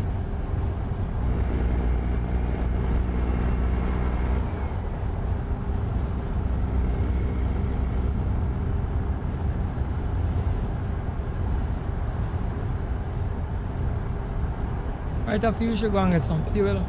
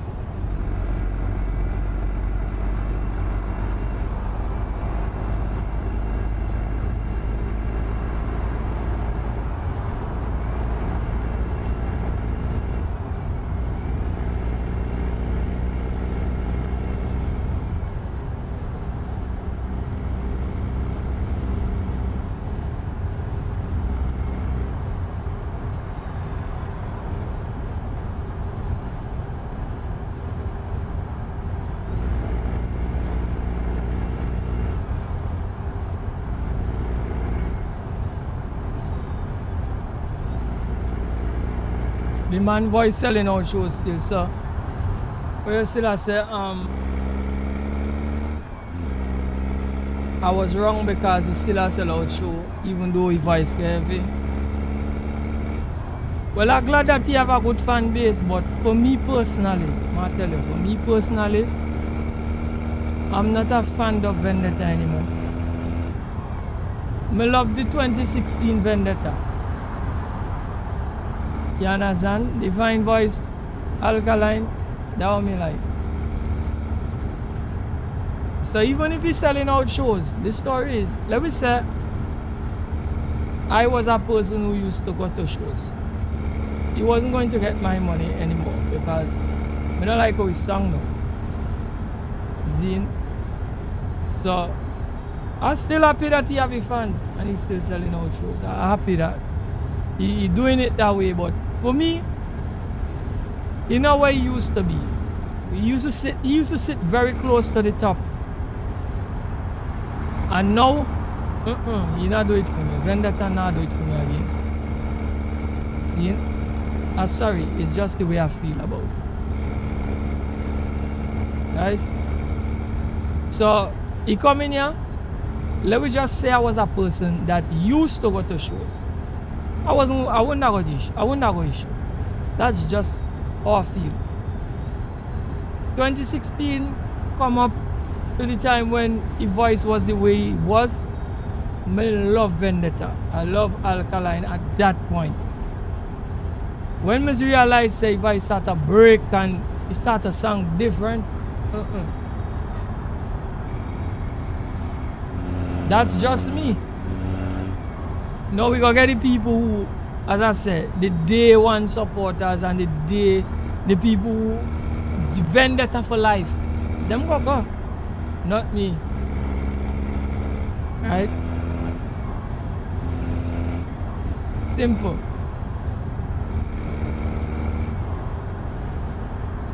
To be honest with you, like if Alkaline drop a song right now, he not gonna stand out. He wouldn't stand out. 2016 when he drop a song, he stand out. You understand me? But call a veteran name who could sing a song anytime and mash it up. Shabarang. Shabarang's mad. If Shabarang does so and forward and decide he drop, I go by somebody and say, give me a new Shabarang rhythm or something with song like me, what am I gonna sing on? And Shabarang drop a song now. Shabarang stand out still. Cause me see do it in the past already. When we do so and forget about Shabba. And Shabba come back with the song, give me the love in me, I beg. Give me the love in now, please. Bad tune, mash up everybody around the time. Them time that we forget Shabarang, you know. We forget Shabarang. And Shabarang just come and sing a song and boom. As me hear this song mad. And you know Shabarang is a man, I don't know what it's about Shabba. Shabba is a perfect introduction, man. When you hear a Shabarang song start, it's like you're like, what is this? You understand me, brother? I tell you something, Vendetta drop a song now, Vendetta now stand out. And because I could chase back, I tell you, at least like, the man must drop a song, must be 2 songs like 3 or 4 years back. If so far. I'm going to tell you, I see the song them on YouTube and I sit down on my phone and watch. And I'm like, I listen to him and I'm like, this song is not hit at all. This not hit at all. Just because how his voice sung. No, I hear the punchline and I get the lyrics and everything, you know. But the song just not sound the same, bro. Alright, so some people might not like what I say, but it's just the truth. Now, as I mentioned before, this is the reason why Michael Jackson was taking female hormones, was to keep his voice the way it people know his voice being this kind of lady voice. If you listen Michael Jackson sing, used to hit some kind of tone where his only woman used to hit. That is the reason he had to keep that sweetness in his voice. That is why. And if I'm wrong about him taking the female hormones, guys, forgive me. Some place me hear that strange phenomena that is why voice the song used to song the way it used to song. Right?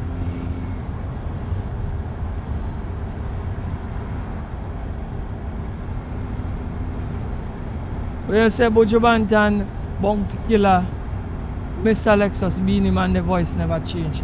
The voice never changed because I beg to differ. Buju Banton voice over the years changed a little. But it wasn't nothing significant. It wasn't nothing significant. Because if you listen to the original Buju Banton, his voice was a little rougher. And based on what I understand, he used to actually do his voice that way there. That wasn't how his voice used to sound. He used to voice, Aki voice, but song that kind of way there. Listen to an early Buju Banton and listen to a now Buju Banton, and you're going to realize his voice was a little rougher. But I get to understand, he used to actually like try to make his voice sound that way there.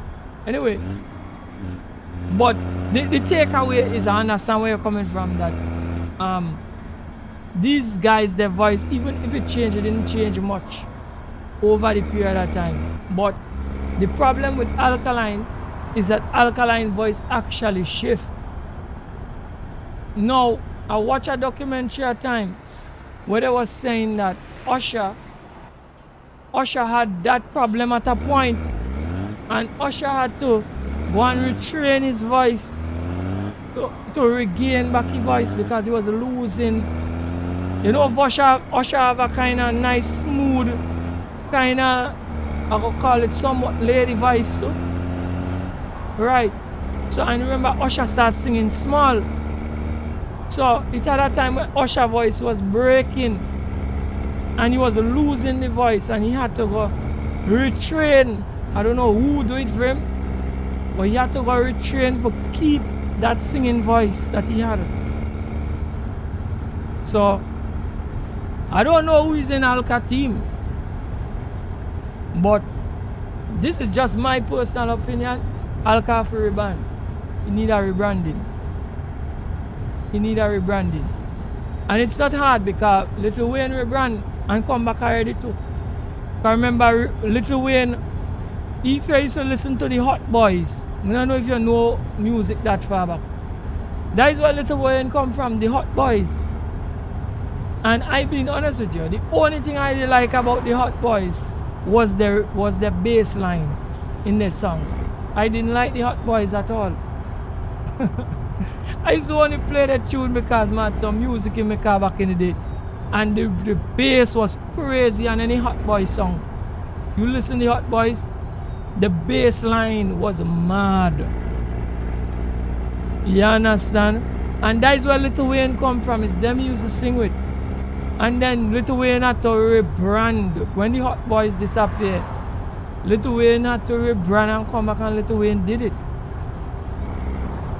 Who else in the passage of time may know rebrand and do it well? Cartel is a mastermind for rebranding. For every era. A guy was doing I think I see a guy either on TikTok or somebody did a YouTube shot with that and was having kicks. Cartel rebrand for every era. And did it successfully. Alka could do it. No. As you said, the man still a sellout show. So I don't think he's fine. He feel that there is a reason to as yet. But it's the day he do so and pull for a show, because it does happen, eh? It's the day they do so and pull for a show and you realize he can't sell the amount of tickets he used to sell trust me, he's going to have to rebrand. Right? But I have to admit that nowadays fans and long-time fans are two different kind of fans. Right? Reason being, I'm saying that, like for instance, I watch like some popcorn performance and 1 and 2 people, like the newer era guys and them performance on stage. And this is something I could tell you. Plenty of them performance on stage I don't like. I don't like. Right? Because I'm a kind of strange individual when it comes to music and audiophile kind of vibe. I believe I'm more old school to the newer generation. So, it gets certain things them accept as a performance, I do accept as a performance. Right? So, for instance, I call Queen Omega name. I watch Queen Omega performance. Queen Omega is magnificent. Magnificent. Sizzler, magnificent. Right? It had a year they say Riding King, when he used to walk and everything, he took the show at Sting. That performance was magnificent. Right? You see those kind of artists where sing the song in fragments on the stage, I hate for you. I mean fragments, they sing the song in fragments. They can't even carry a verse of the song. Straight. I don't like to hear them at all. No. They just engage the crowd. I'm not talking about when you engage in the crowd and they stop. They hand out the mic for the crowd to sing. That is not what I'm speaking about. But I talk about, here some of them, they just can't carry the songs on them. And you hear it. I don't like to hear those performances at all. And some of the newer artists and them do it often. They chop the songs too much, up too much on the stage when they're performing the song. You understand me? So I'm just saying that to say that the fans and them know the things that they accept and call it a performance is not what the older people like me used to accept and call it a performance. Right?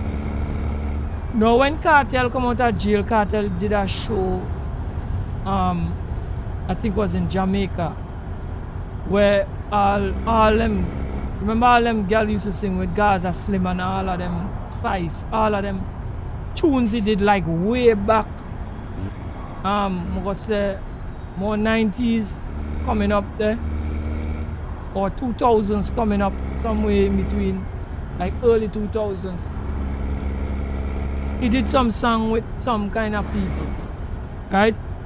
And he bring back all them girls on the stage, and you know, some people way back when we do songs with it, and the performance of that show was magnificent. Everybody come and they carry the song, and it shows a big difference with the era of entertainers, how they do it differently, right? Me no hear none of them like really like chop up the song on the stage. The song run consistent flow, artist into, and it just flow. Cartel just flow the whole, the performance. Let me see, was a big bit of the performance I watch, and it just flow the whole thing back straight. It was crazy, right? So I'm just saying all of that to say that Alka is a newer type of artist, right? And them artists where Alka come out with them times there, because I watch a little performance here and there during the time. And I was like, me not understand, right? Some of them like, when you come on the stage and you hear the voice will sound nothing like, well, not everybody could sound exactly like the studio, which is understandable.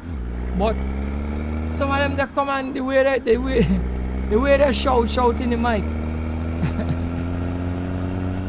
you sound like you've like you get somebody angry on the stage. Like they're not singing, you know. No, somebody who could like kinda accept the performance, them performing that way, then is no problem to me is Sparta. Because Sparta naturally have this kind of growly, angry thing with him, even on record. So me could accept Sparta coming on the stage, growl, moan, and I said that's family Sparta. So you do it. But most of the other fellas and them who like actually have a voice, when they come on the stage and growl, so I'm like, what you doing, man? this does sound like you. You understand me? But as me said, I have a different standard now. So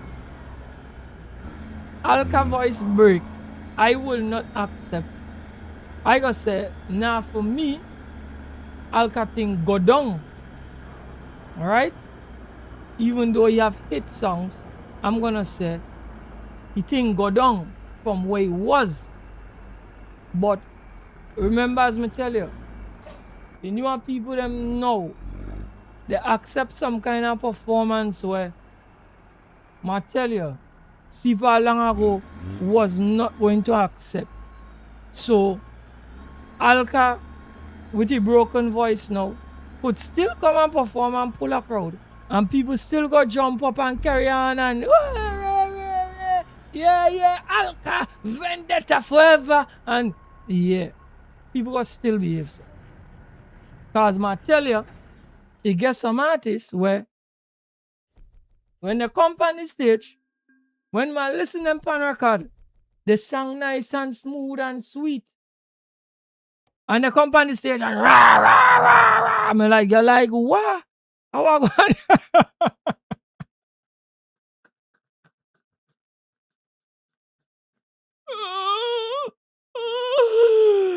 Bro, you wanna know, say, you wanna know if it's a monster sing on this thing?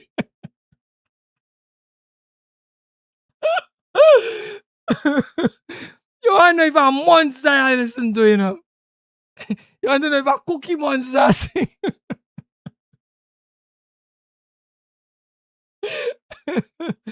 Bye. Let me not laugh because I can't do nothing better than them. So let me not laugh in the first place. Right? But I'm just saying, like, if like, remember that is your thing and that's how you feel is singing it. It's not like if I'm saying like a carpenter should come on the stage and sing. Remember, that is your career, that is your life is singing. So if you portray yourself a certain way, no, we don't expect you to get all the filters on your voice like a studio. But my point is, you're supposed to sound like as acceptable as possible. But even when, I still gonna even argue that even when Alka voice was where it was, me see Alka come on the stage and do some rah performance too. So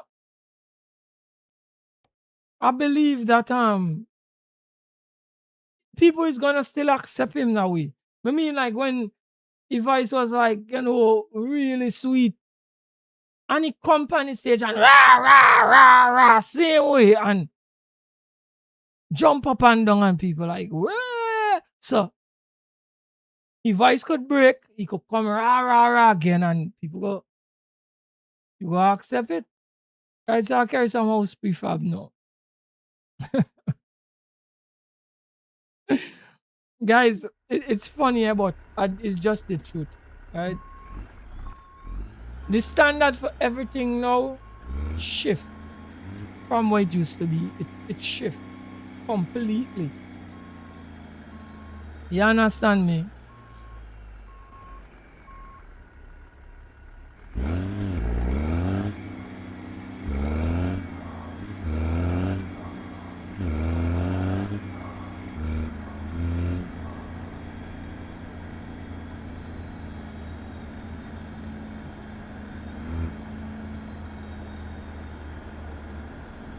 So the Vendetta show still got sell out, right? So, so Mr. Samuels, even though chaotic of our opinion is chaotic opinion, eh? Whether I like it yourself, right? It's just my style, right? And I could tell you this: when Vendetta was a big Vendetta. I'll know me listen 2016 Alkaline still. I'll know. You understand? I was a big Vendetta fan, man. Vendetta for life. You understand me until I realize he stopped bring out tune. And then when he bring out the tune, I said, nah, me listen it. Me tell you, I could never forget the car. When me tell you when the new Alka drop. When I see it on my phone, on YouTube, I get so excited. I say, whoa, I say, how long I don't hear Alka? I click on it one time, I say, let me hear what this is. I tell them, I sit down and listen. I'm like, yo, I don't feel Alka. I'm going to tell you, real Alka, when he was in the days, when I say it's a Vendetta, I feel every song Vendetta sing. Back then. Tune bad. I don't know, his tune used to, Vendetta used to just stand out. Gosh.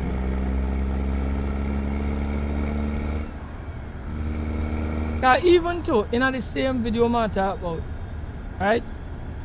I couldn't even see the energy neither. That's the next thing. Right? The energy was low. I'm like, how I really going with Alka? Cause I know he was always a kind of hyper kind of way. You understand?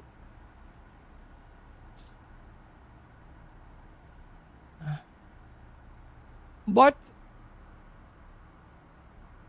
what can I say? At least me can't sell out no show and Alka still a sell out show. Me can't diss him, but me could just give my opinion. That's just my opinion, guys. Right? And my opinion. Right?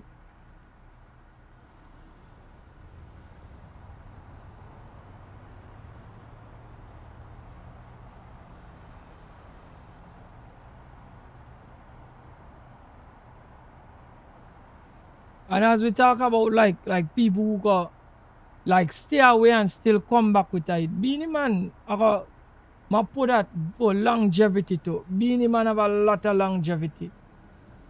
Cause me remember when Beanie Man sing back is what is this song?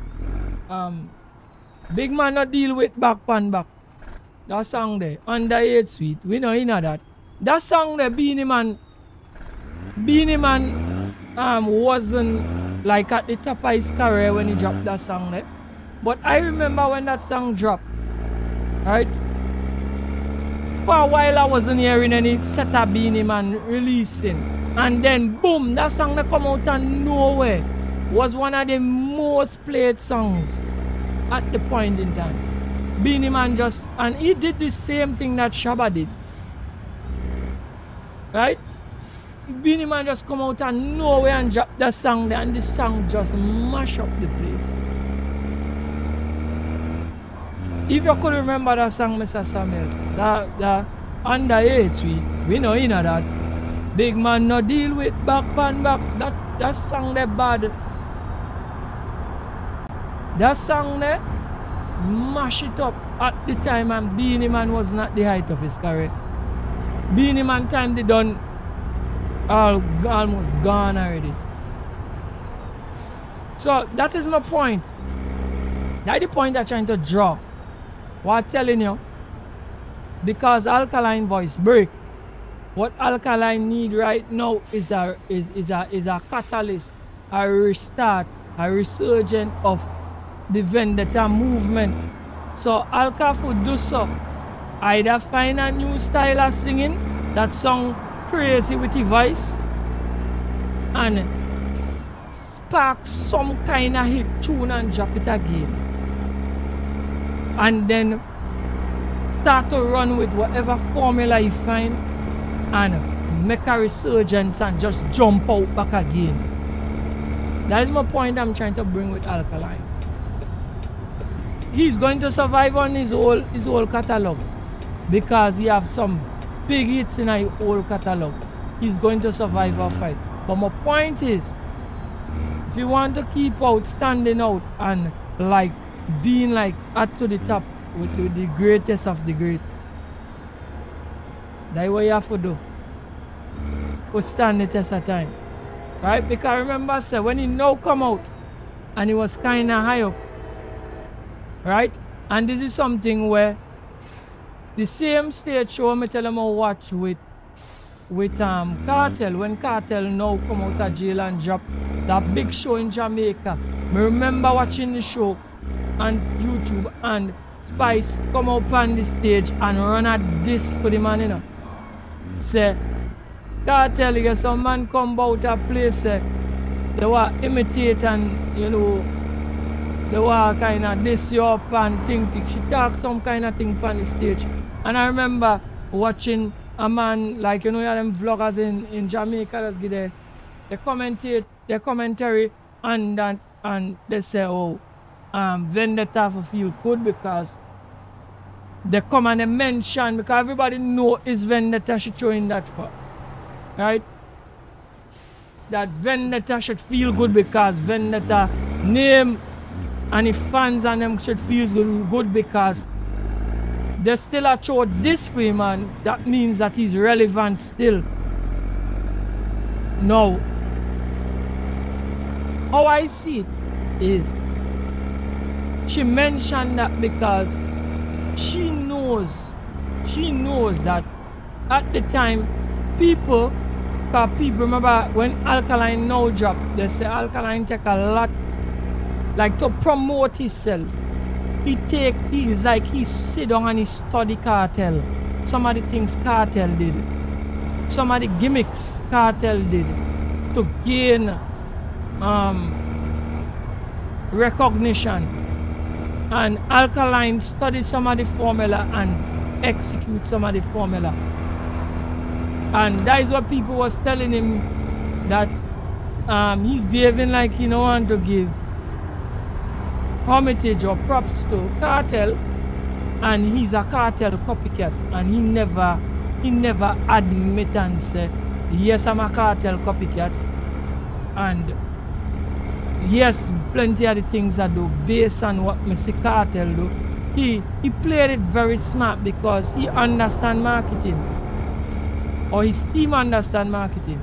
So when he behave like, who you talking about? Me don't know thing. Yeah, Cartel is great and I appreciate what Cartel done for the culture and whatever. But me, copy Cartel, no.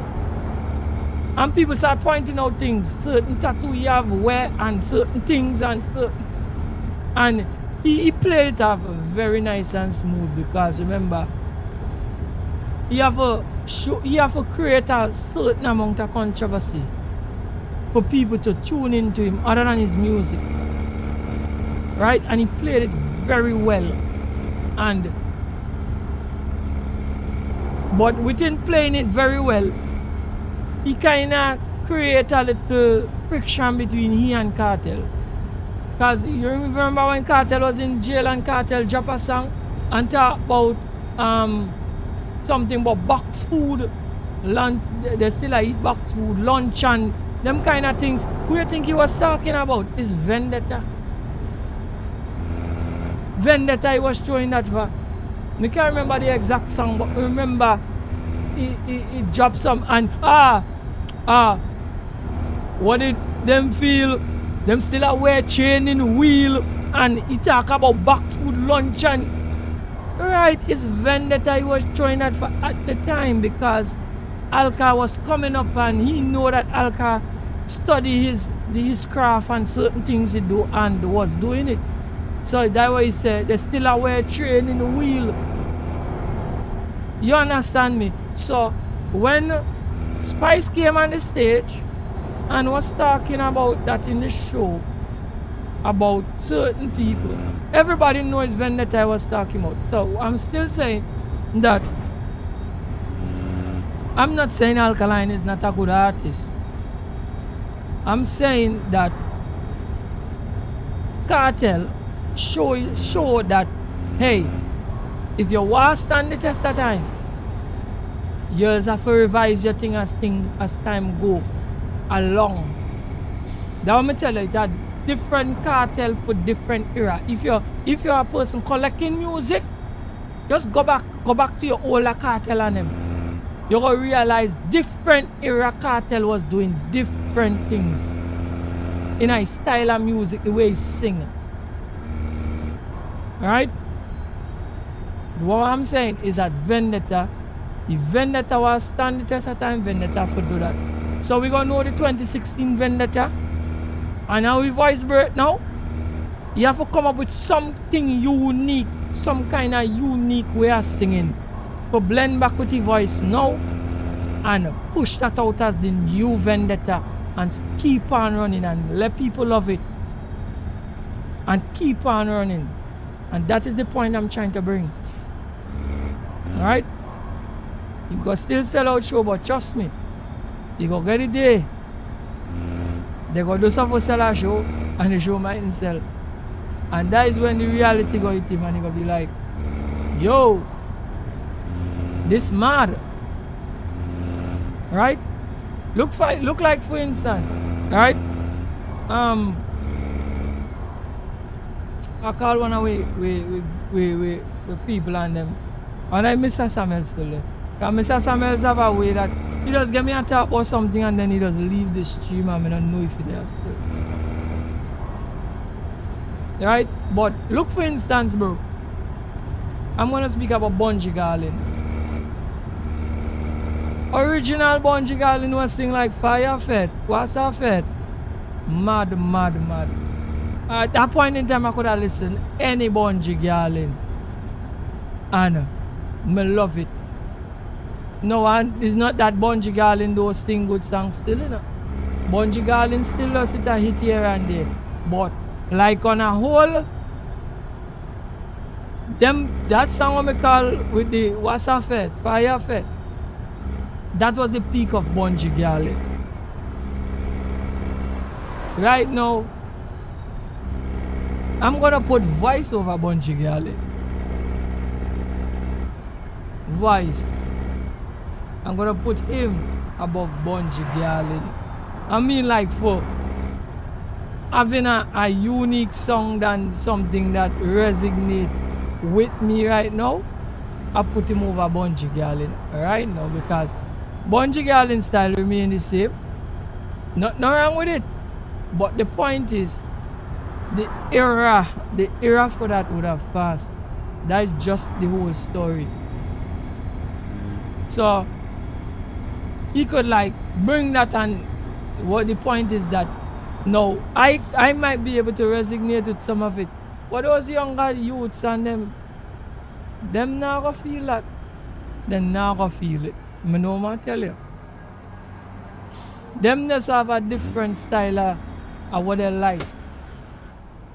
And that is why Voice come more stand the test of time with them than Bungie Garlin. Right? Now, just like we talk about Cartel, we will talk about Marshall. Now, Marshall would still stand the test of time. Because I don't know how he does it, but Marshall find a way that don't care what Marshall or who he sing with, is still relevant. And I believe any era person could resonate with a Marshall. I don't know how he does do it, but he does just do it. Right? So, but all what I'm saying, even though some people might accept what I'm saying, or some people might not. Remember, people, it's my opinion. I just want you guys to know that it's my opinion. Some people might say, yes, chaotic, I agree with you, and some people will say, no, that is okay. It's still my opinion, right?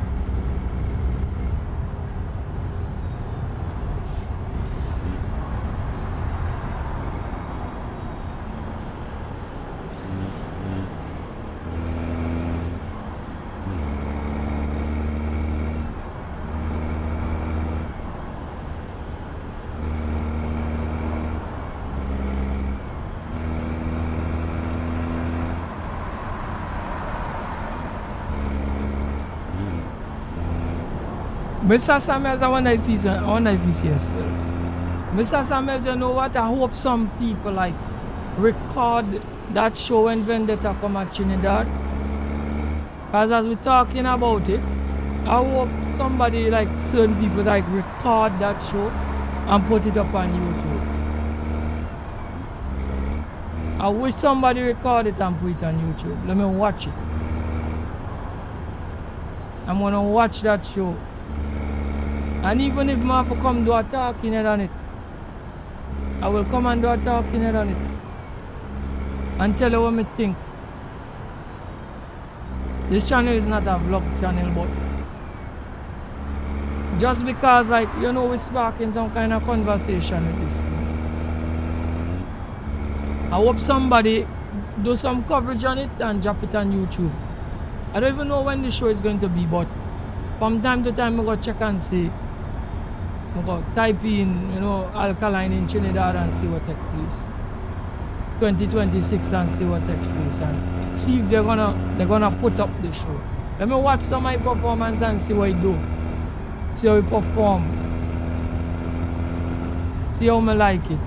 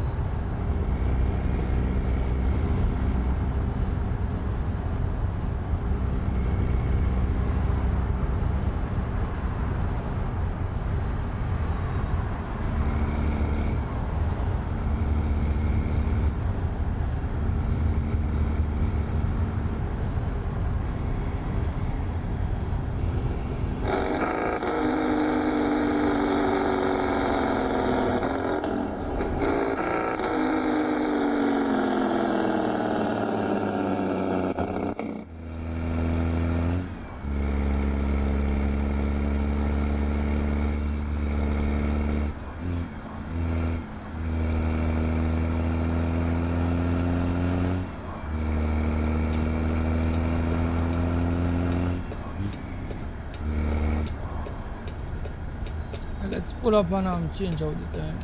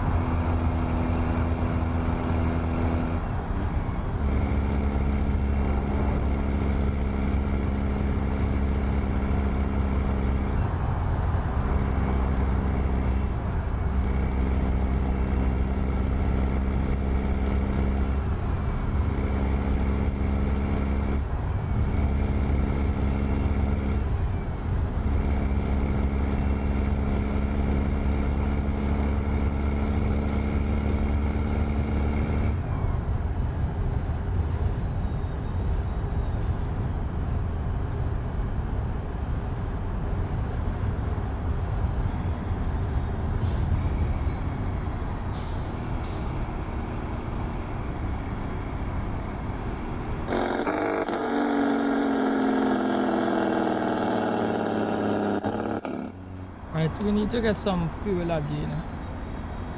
So let me see if might be able to take our exit next turn off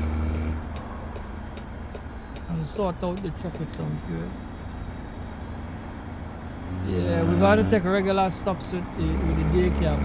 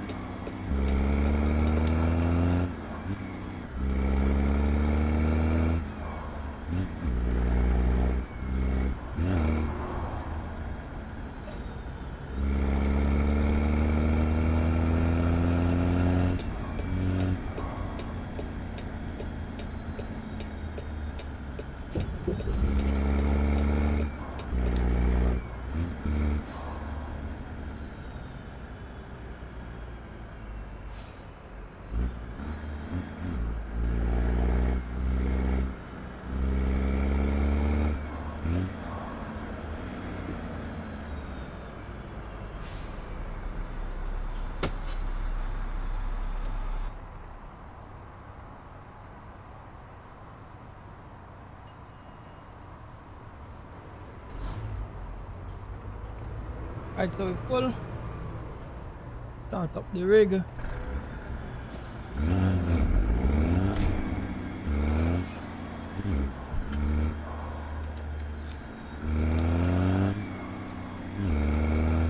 And now we could do a little servicing before we run to. We pull in here and service up. You might want to like change some tires or something. Or adjust some brakes or something like that. Let's see what's going on, you know. Right, so we're repairing everything. We engine take some blow. 58 grand. This hour. I don't even know what some of this. Oh, transmission. Transmission 14,000. Chassis 19,000. So chassis and all that damage. Cab 16 grand. And the wheels 12 grand.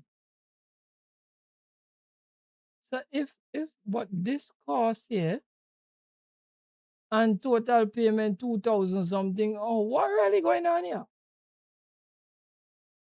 This SES, this not add up to this.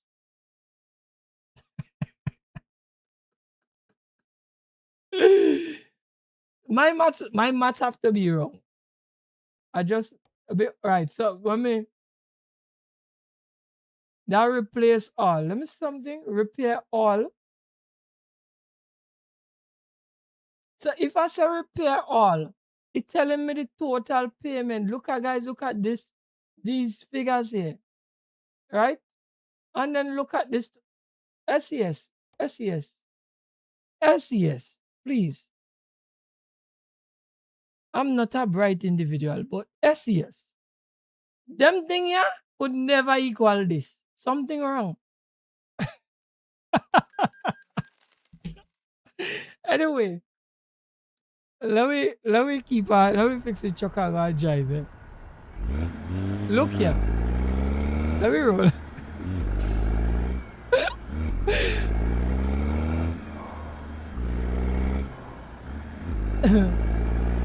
I don't know. I'm just giving me some jokes today, you know.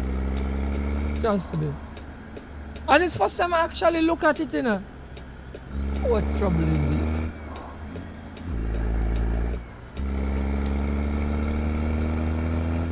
Alright, so we have a little incident out here now. We had two semi-men wondering what to do. We just give him a little spaces.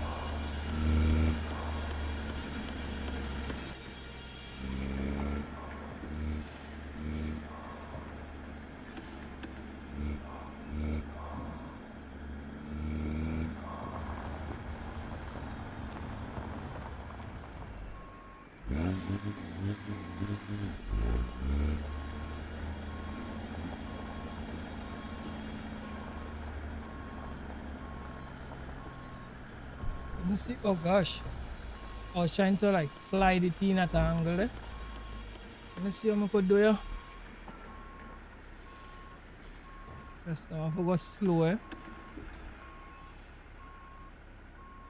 Kinda drive here, you can't rush it. I forgot slow. You have to do it easy. I got too fast. I'm going to do foolishness.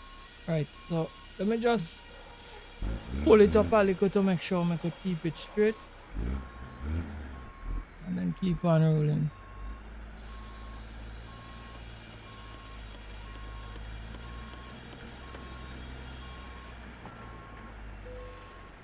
Right up in the spot. The copper. Alright, we're looking good. Job complete.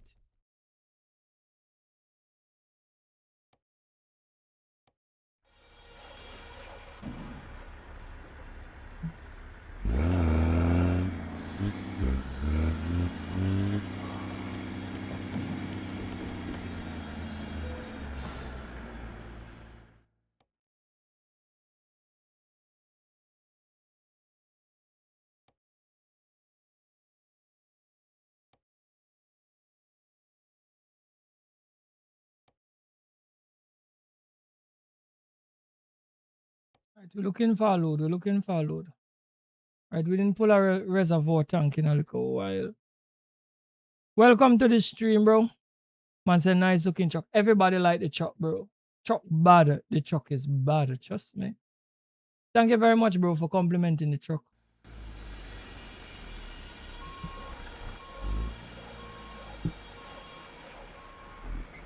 Alright, let me see if we could get a load sorted.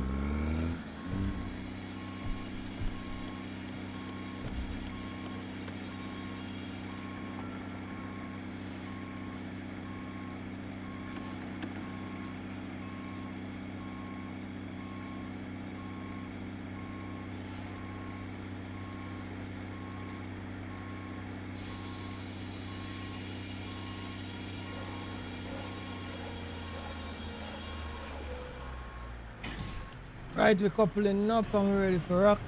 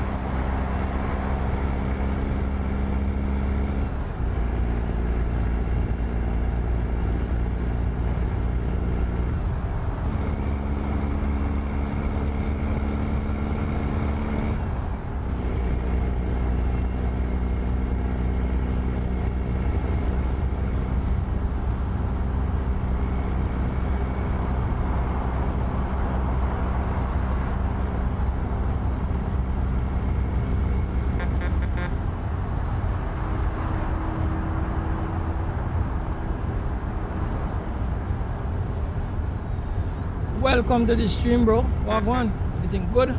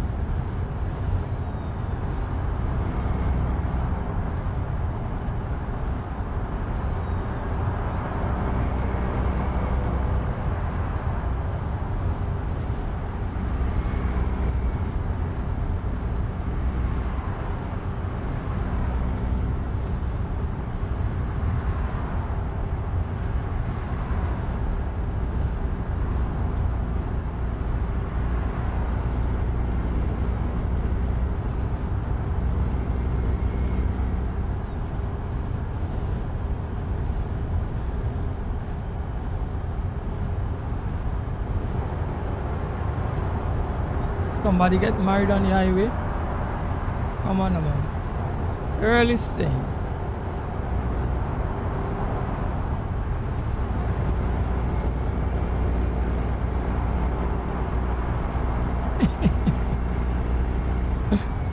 Ah, bro.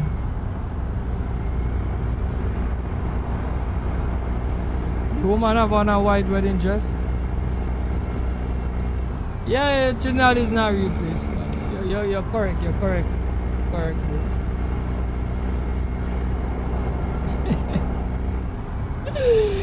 Ah, bro.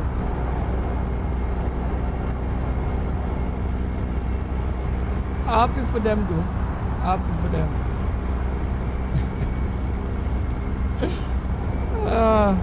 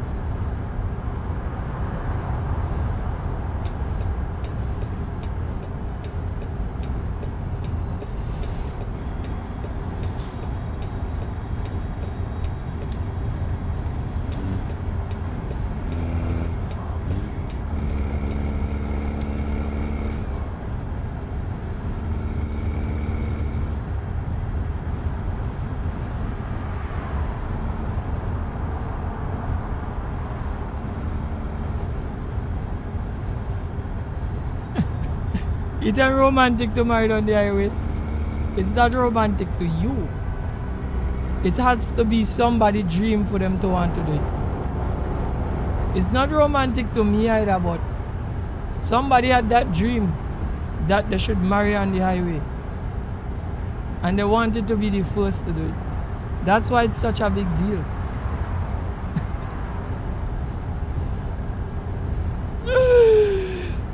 Bro. Some woman crazy fantasy, you know. I want to get married in the middle of the highway. Bro, watch me.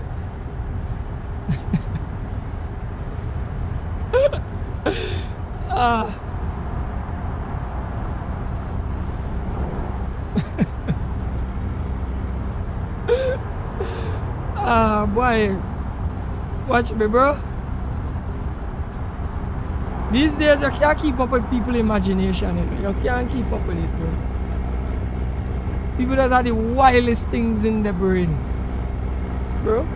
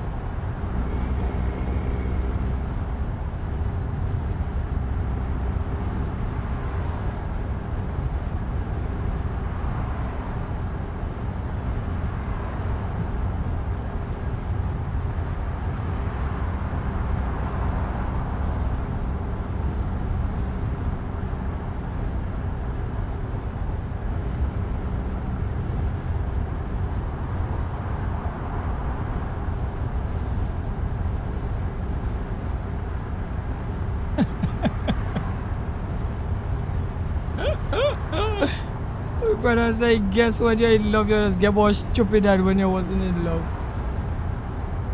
That's a fact. Bro, that's a fact. It's a fact. But don't worry, it gonna wear off. Don't worry. Mr. Samuels, it's a guarantee it will wear off. And when it do, the man that went along with that foolish idea, he's not going to be very happy about it.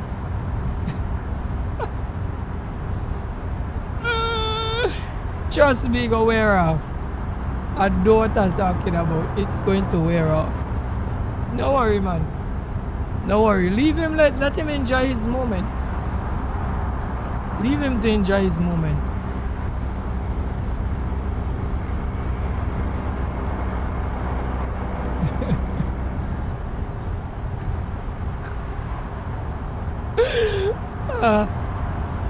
Yo, I don't know. I had some good laughs today, you know.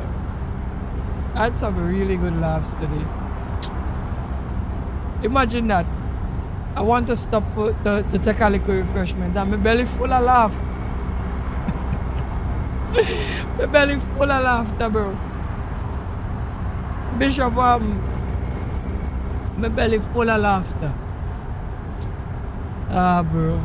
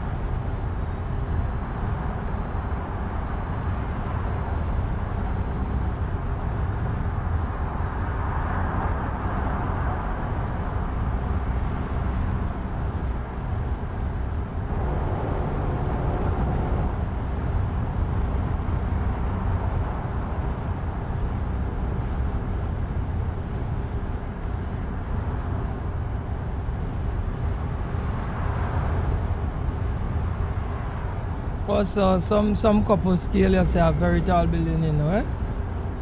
New York, they are thrill seekers. And the guy go down on his knees. Well, let her do that thing, man. Let her do that thing. Man, listen to me. People do everything possible for feel alive. Eh? So, I guess that is them thing. Let her do that thing, bro. Once I don't unbug me, everything is everything. You know? The only problem I just have is with people that unbug me. You see, I don't care what nobody wants to do. You know? Once I do unbug chaotic symbol, everything good. You see, when you come and you unbug chaotic symbol, we have a problem. So, they could climb building, they could get married in the middle of the highway, they could do whatever they want to. You see, once they don't trouble me, I'm good. We're not really too business with when nobody want to do it. You see, when they come and trouble me, that is where the situation is changed. Right? But outside of that, listen to me now, bro. I know it have some things that I just wouldn't do. And I don't care who want to do whatever they want to do. Once I do one bug. Once I don't get into my way, I'm okay. I'm pretty okay. See?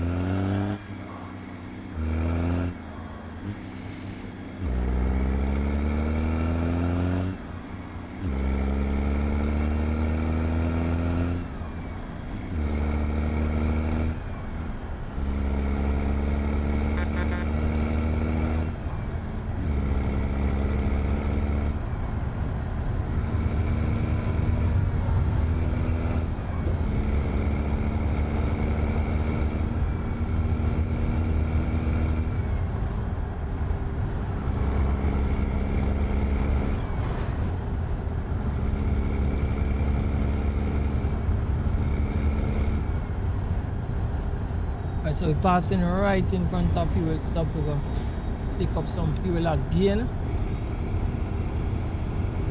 and proceed.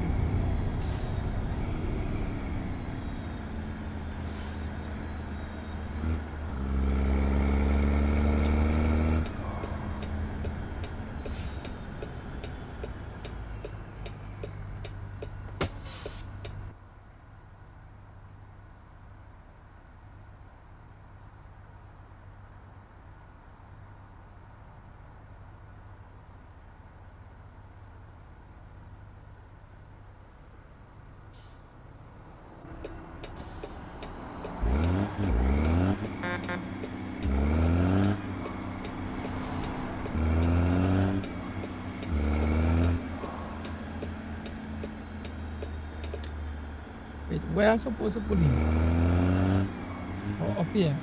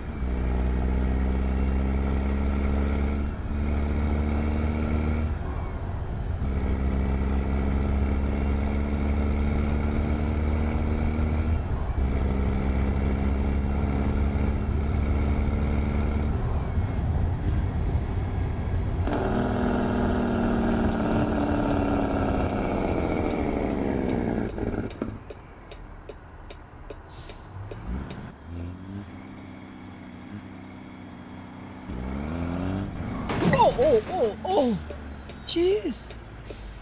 Oh gosh, man. It jumped me, you know.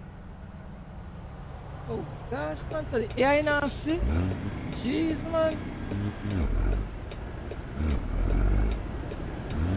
I try to look, but I not look the right way. I didn't look the right way, bro. Alright, let's keep on trucking. We gotta fix that. Don't worry. By jumping through, you know. I jump out of my seat, you know. Trust me. I kind of feel like I got a slight headache though, you know. It's like, jeez. A good thing I look healthy, you know. Might have keel over.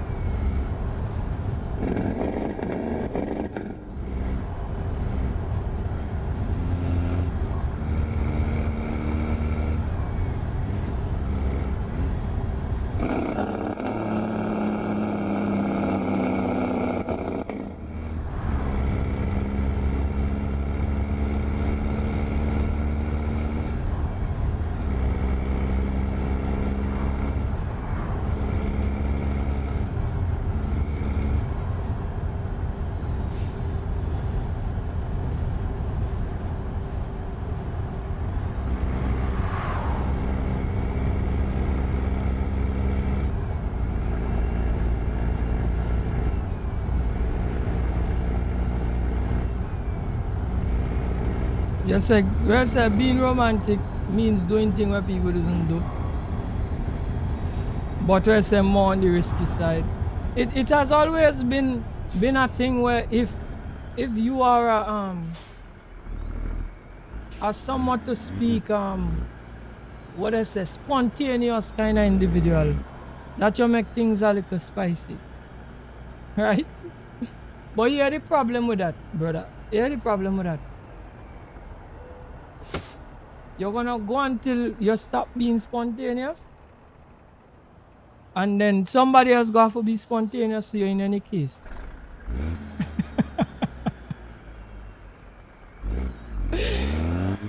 So what I'm gonna tell you, to save your finances, upfront be boring, and let them find a spontaneous dude very quick. So that at the end of the day, you're gonna save yourself quicker. Because sooner or later, all those spontaneous things that you are doing is going to become boring.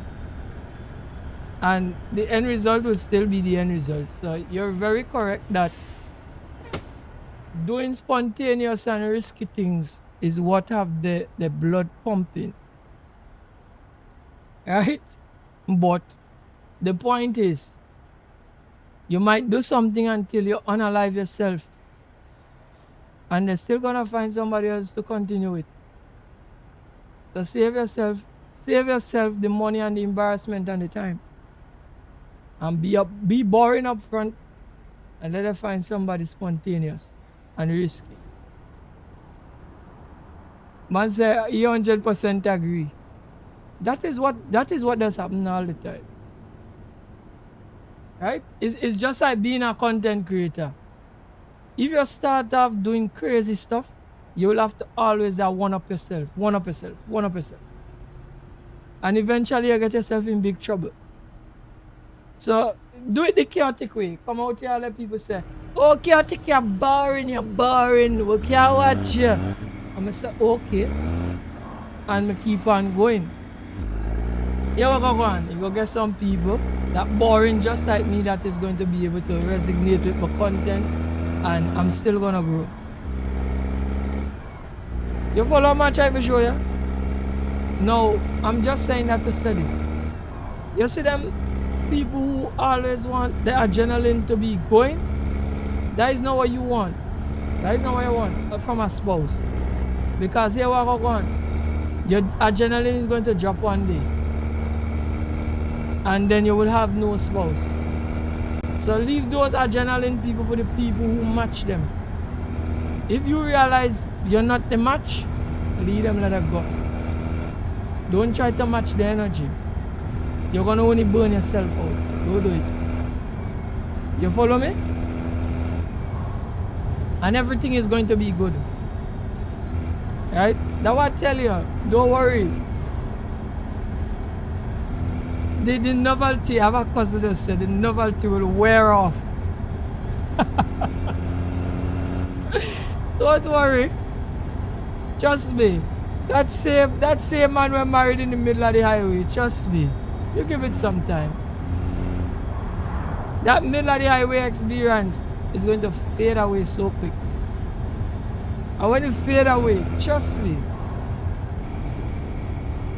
he was surprised to know that he stopped people from commuting and going where they're supposed to go to let his woman dream come true. He was surprised to know that easy man will do that, and then it won't matter. Give it a little 2 years. Matter of fact, give 6 months. And he was surprised to know that that didn't matter. Well, he now do that. Anyway, Mr. Sabels, I tell you already, I don't like to speak on these issues. I don't. And disclaimer, I love all women. I was birthed from a woman. I'm a married man. My granny was a woman. She teach me how to pray. I had a lot of teachers in school that were women also, because teaching is not a male dominated field. So I have a lot of women teachers that teach me in school. As a matter of fact, the lady who teach somebody, the person who teach me to drive is a female. And she taught me to drive very well. She's a very good instructor. So I'm saying all of that to say this. Women are the reason why chaotic symbol is here today. And women are the reason for my development and my growth. I love all women. I love all of them. Mr. Samuels, I just doesn't like you to carry me into these kind of conversations. You always come here and influence these type of conversations. I don't like it. Please cease and desist from doing as such. Right? But I had to put that out there. I just had to put it out there. I don't want them to put me in a certain category of people. Women are very influential in my life. Very, very influential. Right? I want to put that out there, people, for you to understand. Right? Anyway, we need some place to pull up to change the time. As we need to change out the time. And as soon as, I wonder how far we have to destination. As soon as we reach in, I want to take a little refreshment. And then come back again. See? Because we out here a bit. I want to go until like, right now it's like 12:44 my time. I want to go like until 2 o'clock with this stream. And then we want to come back with the next one. Right butt up against it and keep on running. Today we're running a marathon. Today is not a sprint, today is a marathon. Right? And we're just gonna do it. I'm gonna see if I have the longevity to do it. I'm just gonna do it. Right? I'm doing it like Nike today. We're doing it like Nike today. Right? Right, so let me just pull up somewhere else.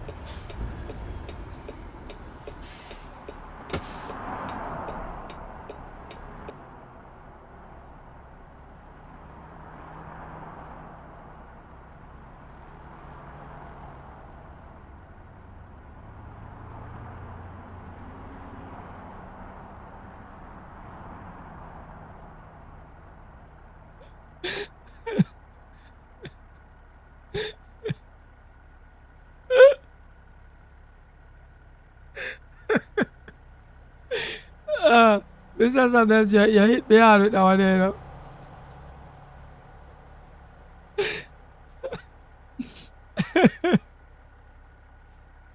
But say, the father give a ask.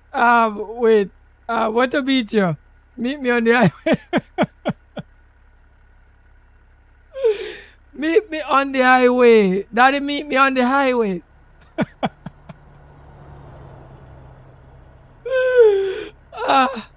Yeah, that sounds crazy. Daddy, we on the highway. Meet me on the highway.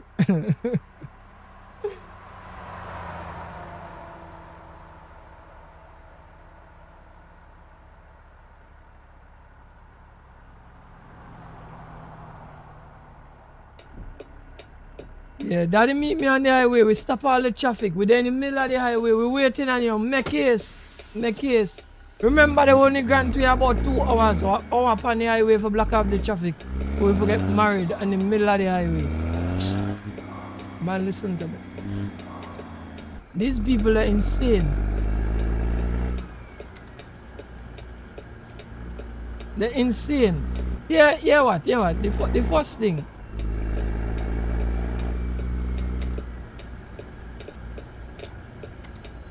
Why my hazard? Am I pressing the wrong button? Why my hazard not coming out? And then like a. Oh, right.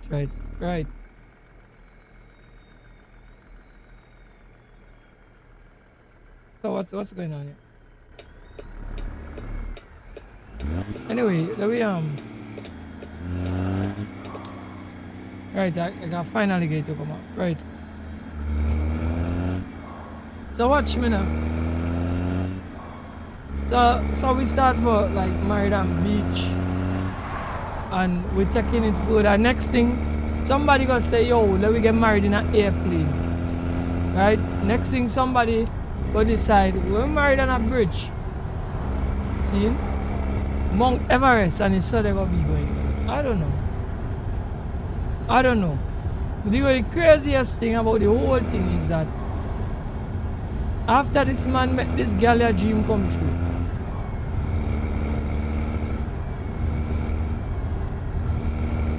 Oh God.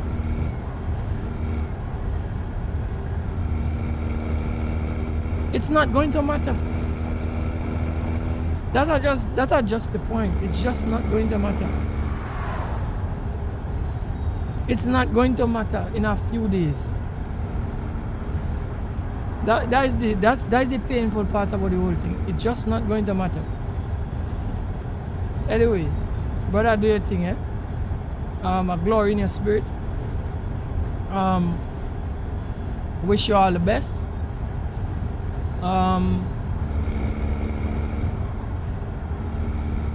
You're gonna have to one up yourself next time.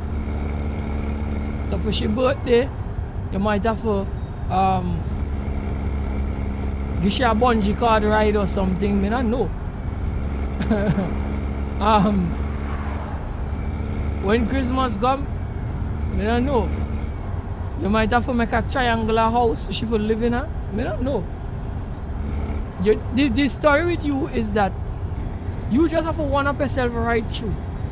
Now when you start off, sir, brother, you're gonna be a circus act. That is what you're gonna end up being, a circus act. You understand me? And you're gonna have to continue. Alright?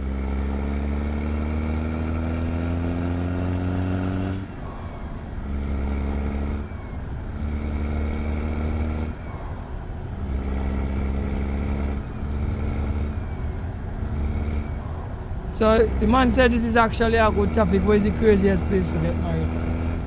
Man, people want to buy it. Let her go ahead, eh? The most I'm gonna say is, brother, do your thing, bro. Do your thing, bro. Once it make you happy. Just do it once it make you happy. See? And this is how I don't understand. Because watch, they had to pay the police for do that, you know. And this is what I don't get. They pay the police for disrupt the public for them two people to get married. I don't understand that. I don't understand it. Who are them two people then? I'm sure not two people are so significant to all of that. People crazy, yes. By people crazy, yes. Them crazy. The first crazy thing when we see police I do, when we see police escort marriages. I mean wedding day. That's the first craziest thing me find. Then me see them escort dead. Well, alright. If it's a police officer, it's okay. Or some military person is okay. But normal people, I'm like, I won't really go on here. And then when thing happen, they say they're not getting no car. Man, hey, leave me alone, eh? Just leave me alone. Just leave me alone, bro. And this is one of the reasons why a lot of people, oh gosh, a lot of people just don't like chaotic symbol. Because I'm just trying to understand what is the real purpose of the police? What is the real purpose of it? To protect and to serve. Protect and to serve who? What is the primary purpose of it?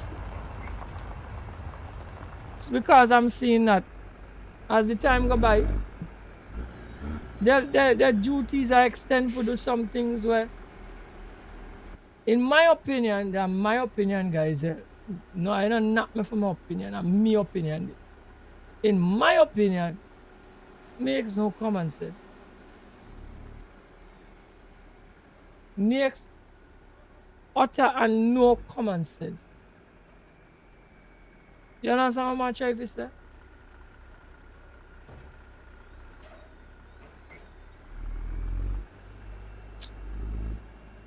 God, yeah. But let her do that thing, eh? Let her do that thing. I don't vex with them. Let her do that thing.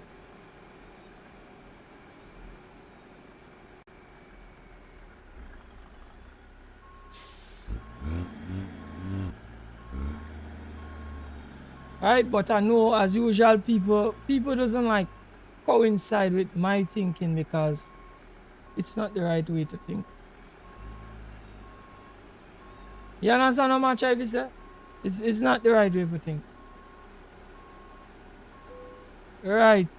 So we reach in here. Let's take up let me just see Mr. Samuel comment and then I want to take a little refreshment and we go roll again.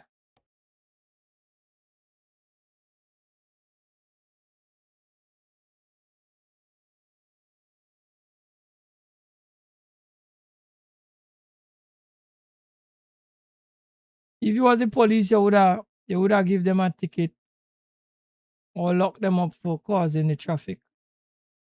Now they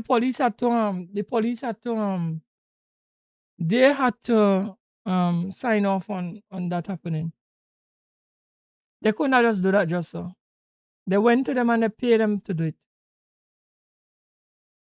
Because the only person to block a road supposed to be the police or some utility like the common city and tech have opportunity at least a secondary road to block the road. Because I see they do it just the other day. Right? So certain people have certain jurisdiction, but like things like that, wedding, you block the road for a wedding, that is totally against the law. So they have to check the police in order to do that. So the police sign off and say it's okay, we're gonna give you an hour or block off the road for an hour and let you get married. Like for instance, the other day is when that happened. Like about could be like about 2 or 3 months ago. I don't know if you know. I have some footage on my phone. I wanted to upload them to YouTube and I didn't. We had the first official drag on a roadway happened in Tobago about 2 months ago. I went to the event. It was spectacular. It was great. It was good. Right? And they had a certain period of time to block the road. So I think it started one. We got into the venue must nearly 3 o'clock because it was poor in terms of the shuttle service. It was poorly managed where the shuttle service was concerned. But the event was good, really good. When it make like I think was 6, the official of the event said, listen to me, we have to finish this event before 6 o'clock on the dot. We have to open back the road because it was an official road. They blocked to do it. It's a back road in Tobago, the back road that leads to the new airport. That is where they block off. They did a new road down there and they keep it down there.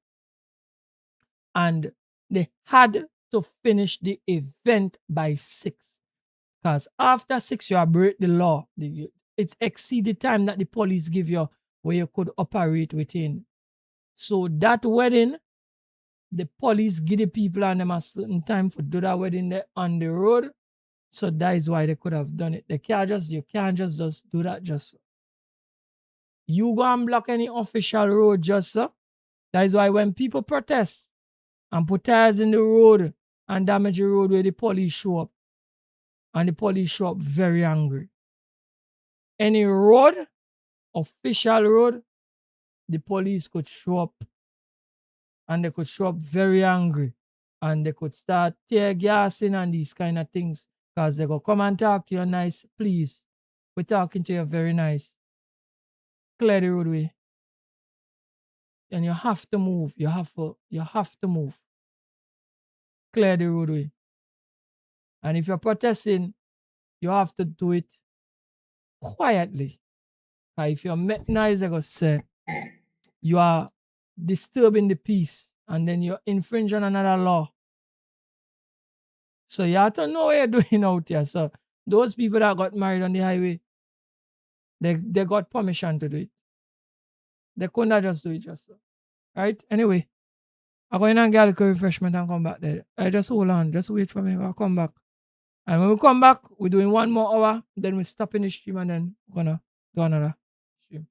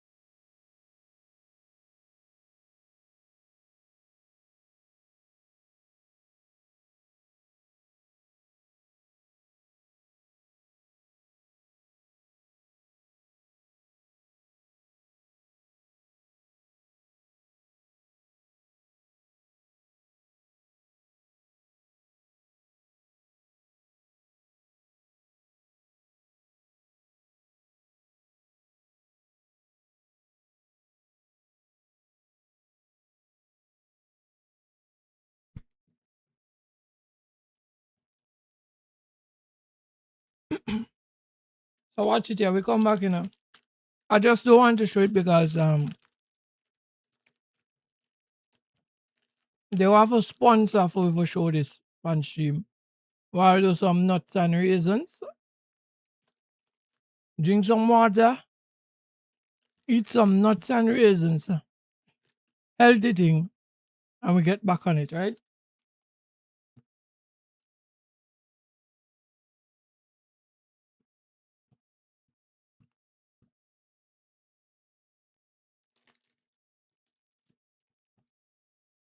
So it's not advisable for a real trucker to drive for 5 hours and eat water and nuts and raisins, but a sim trucker like me could do it, right? Because we can't hurt nobody in this. So I could drive for all those hours, nuts and raisins, and water, and we're good.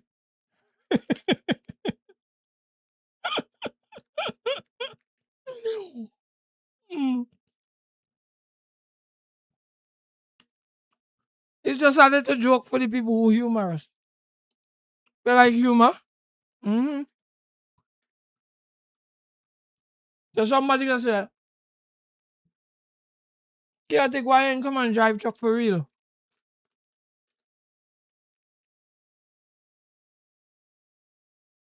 I cannot drive truck for all these hours, drink water, and eat nuts and raisins. It just cannot happen. But in the simulation world, I can. Right? So thinking about it, this is a dream come true.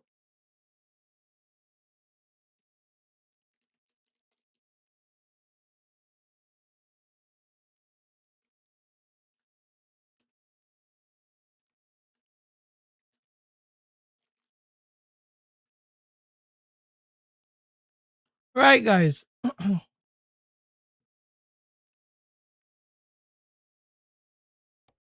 me get back into the truck.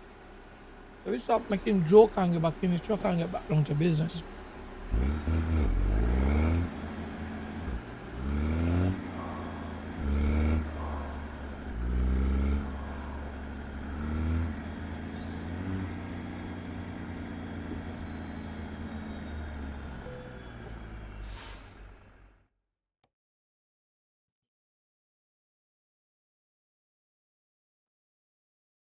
Right, so we're going to carry a frac tank. Right? That's the next load we're going to carry.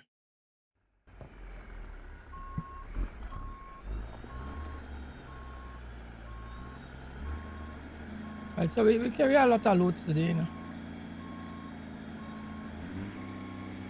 Now where the tank there? Where is the tank?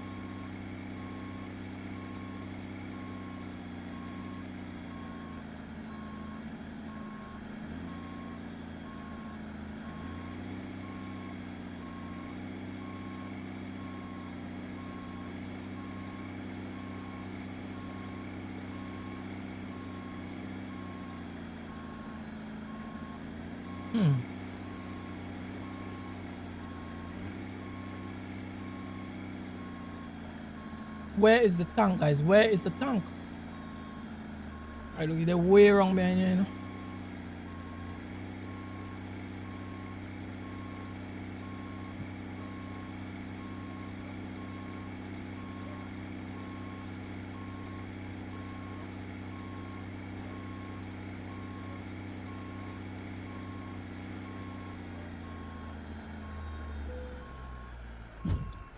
Right. So we're coupling up. And we're ready. We not really like, guys, we not really like to carry them kind of cargo here, you know what? It's what paying the bills. So we go carry it. I don't like when I done all my trucker smell like the thing with the inside there.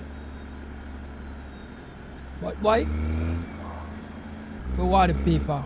So sometimes it's a dirty job, but somebody have to do it.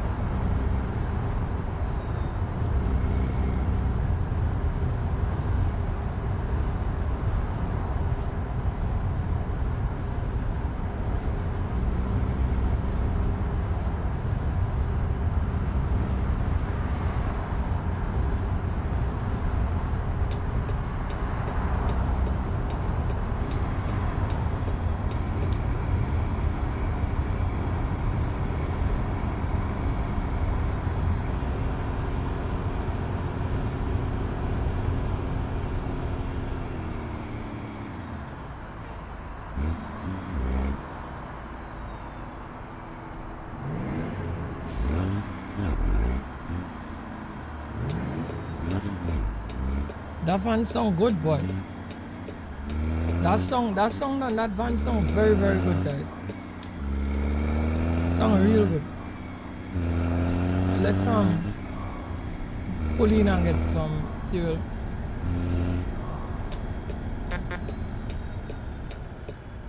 Oh, I think I have to fix this shop. We haven't fixed the shop nearby. We just got past and fix 1, 2 thing on it too. And keep on rolling.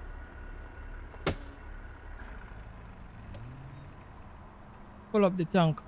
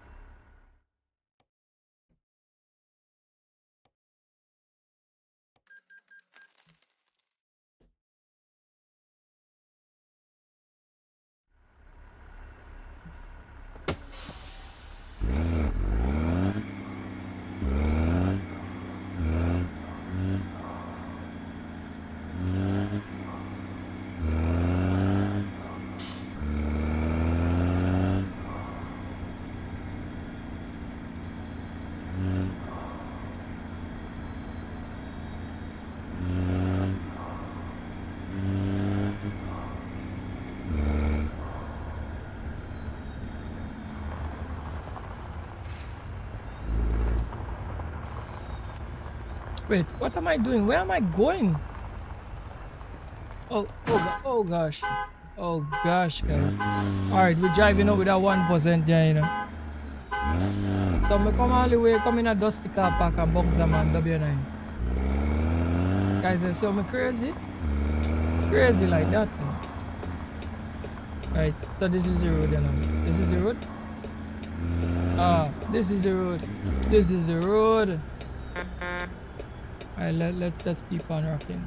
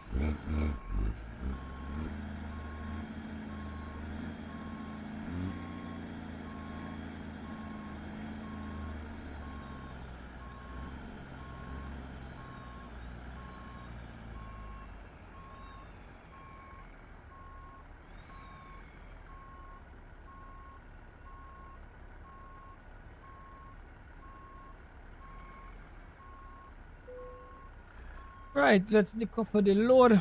We're doing good. We're doing good. Everything looking nice.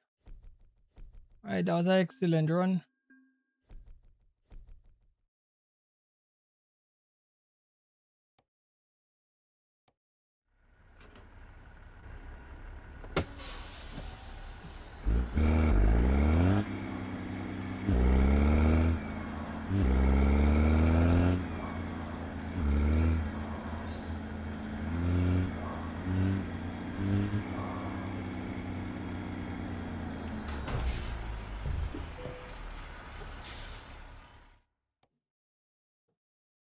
Right, we're back in the externals. We got some lumber.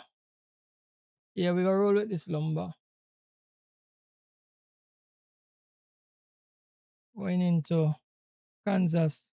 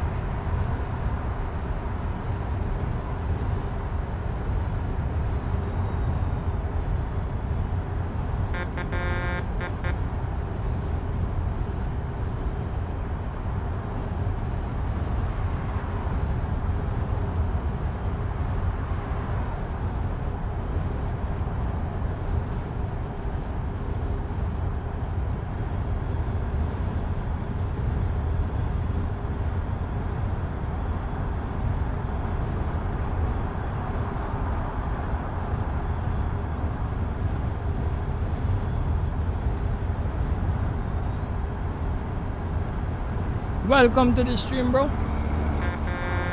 Man like the truck too. Everybody like that truck here today, just. But this must be the best truck me ever built, cause everybody will come to the stream today like this. But it's a nice truck. It's a nice truck. I agree with you. Alright, we need to pull in and get our weighings done.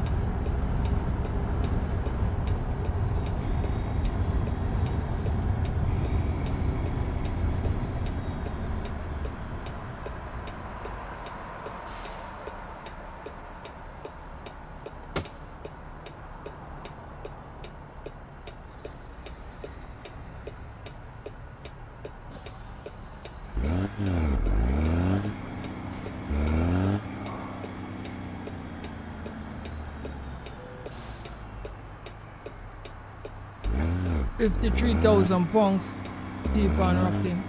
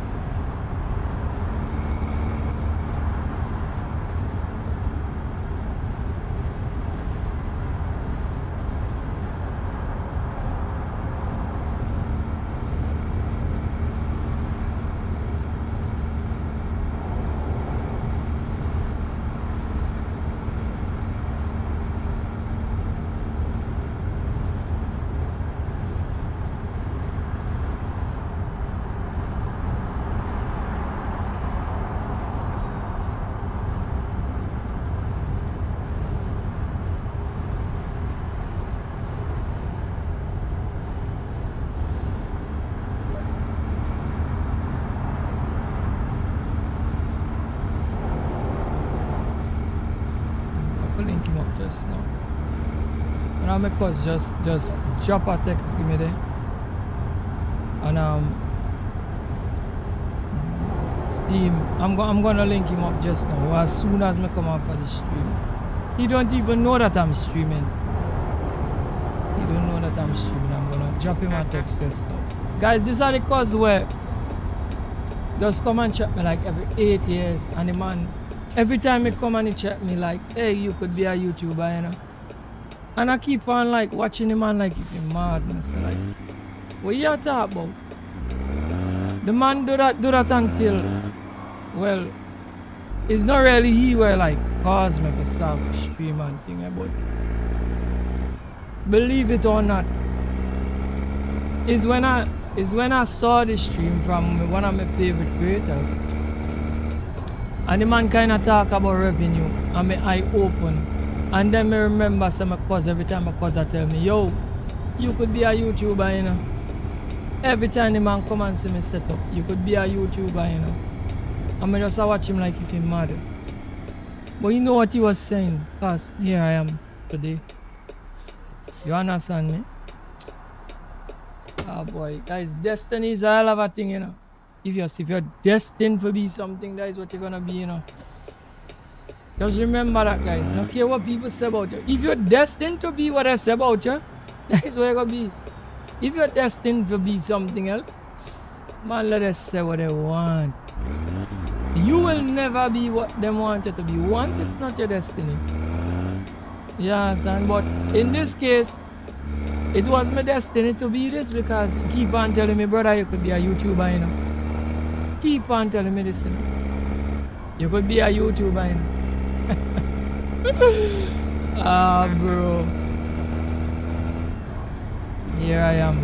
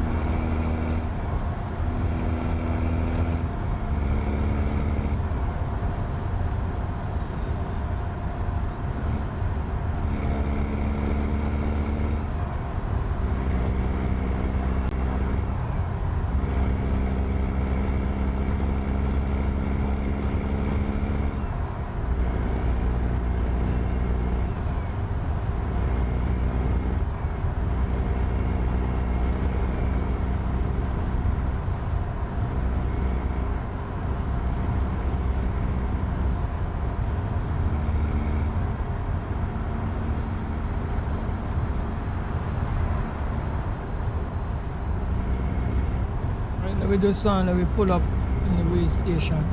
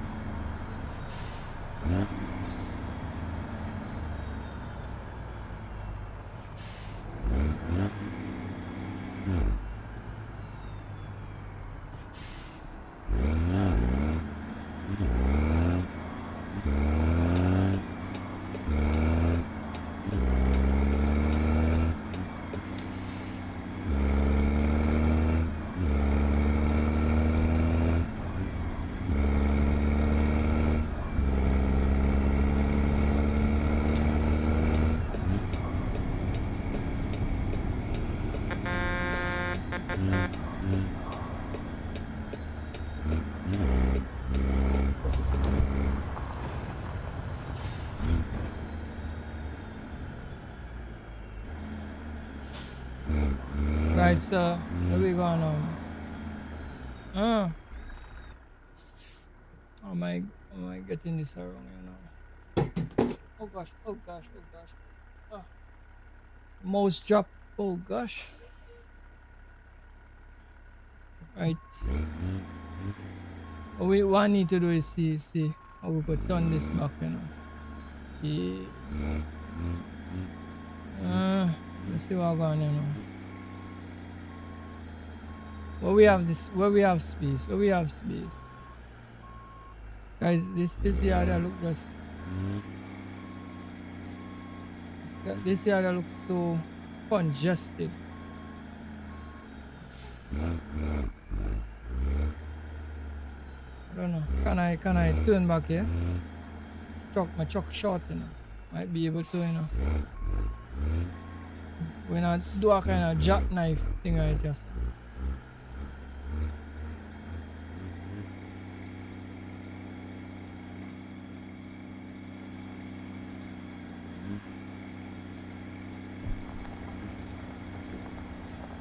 Right, and then let me see me could back it all the way in.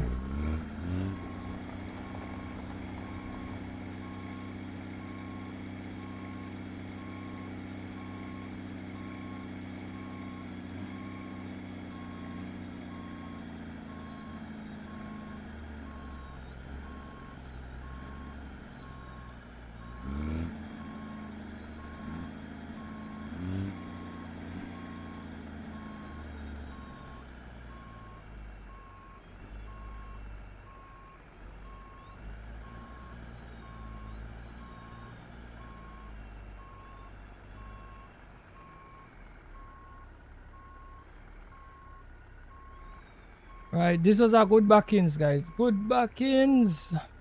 Right. Pull up the handbrakes. Take off the rig.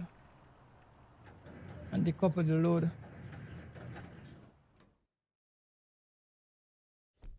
Right, guys. We come to the end of the live stream. Like, share, subscribe to the channel. And until next time, don't forget to big up yourself.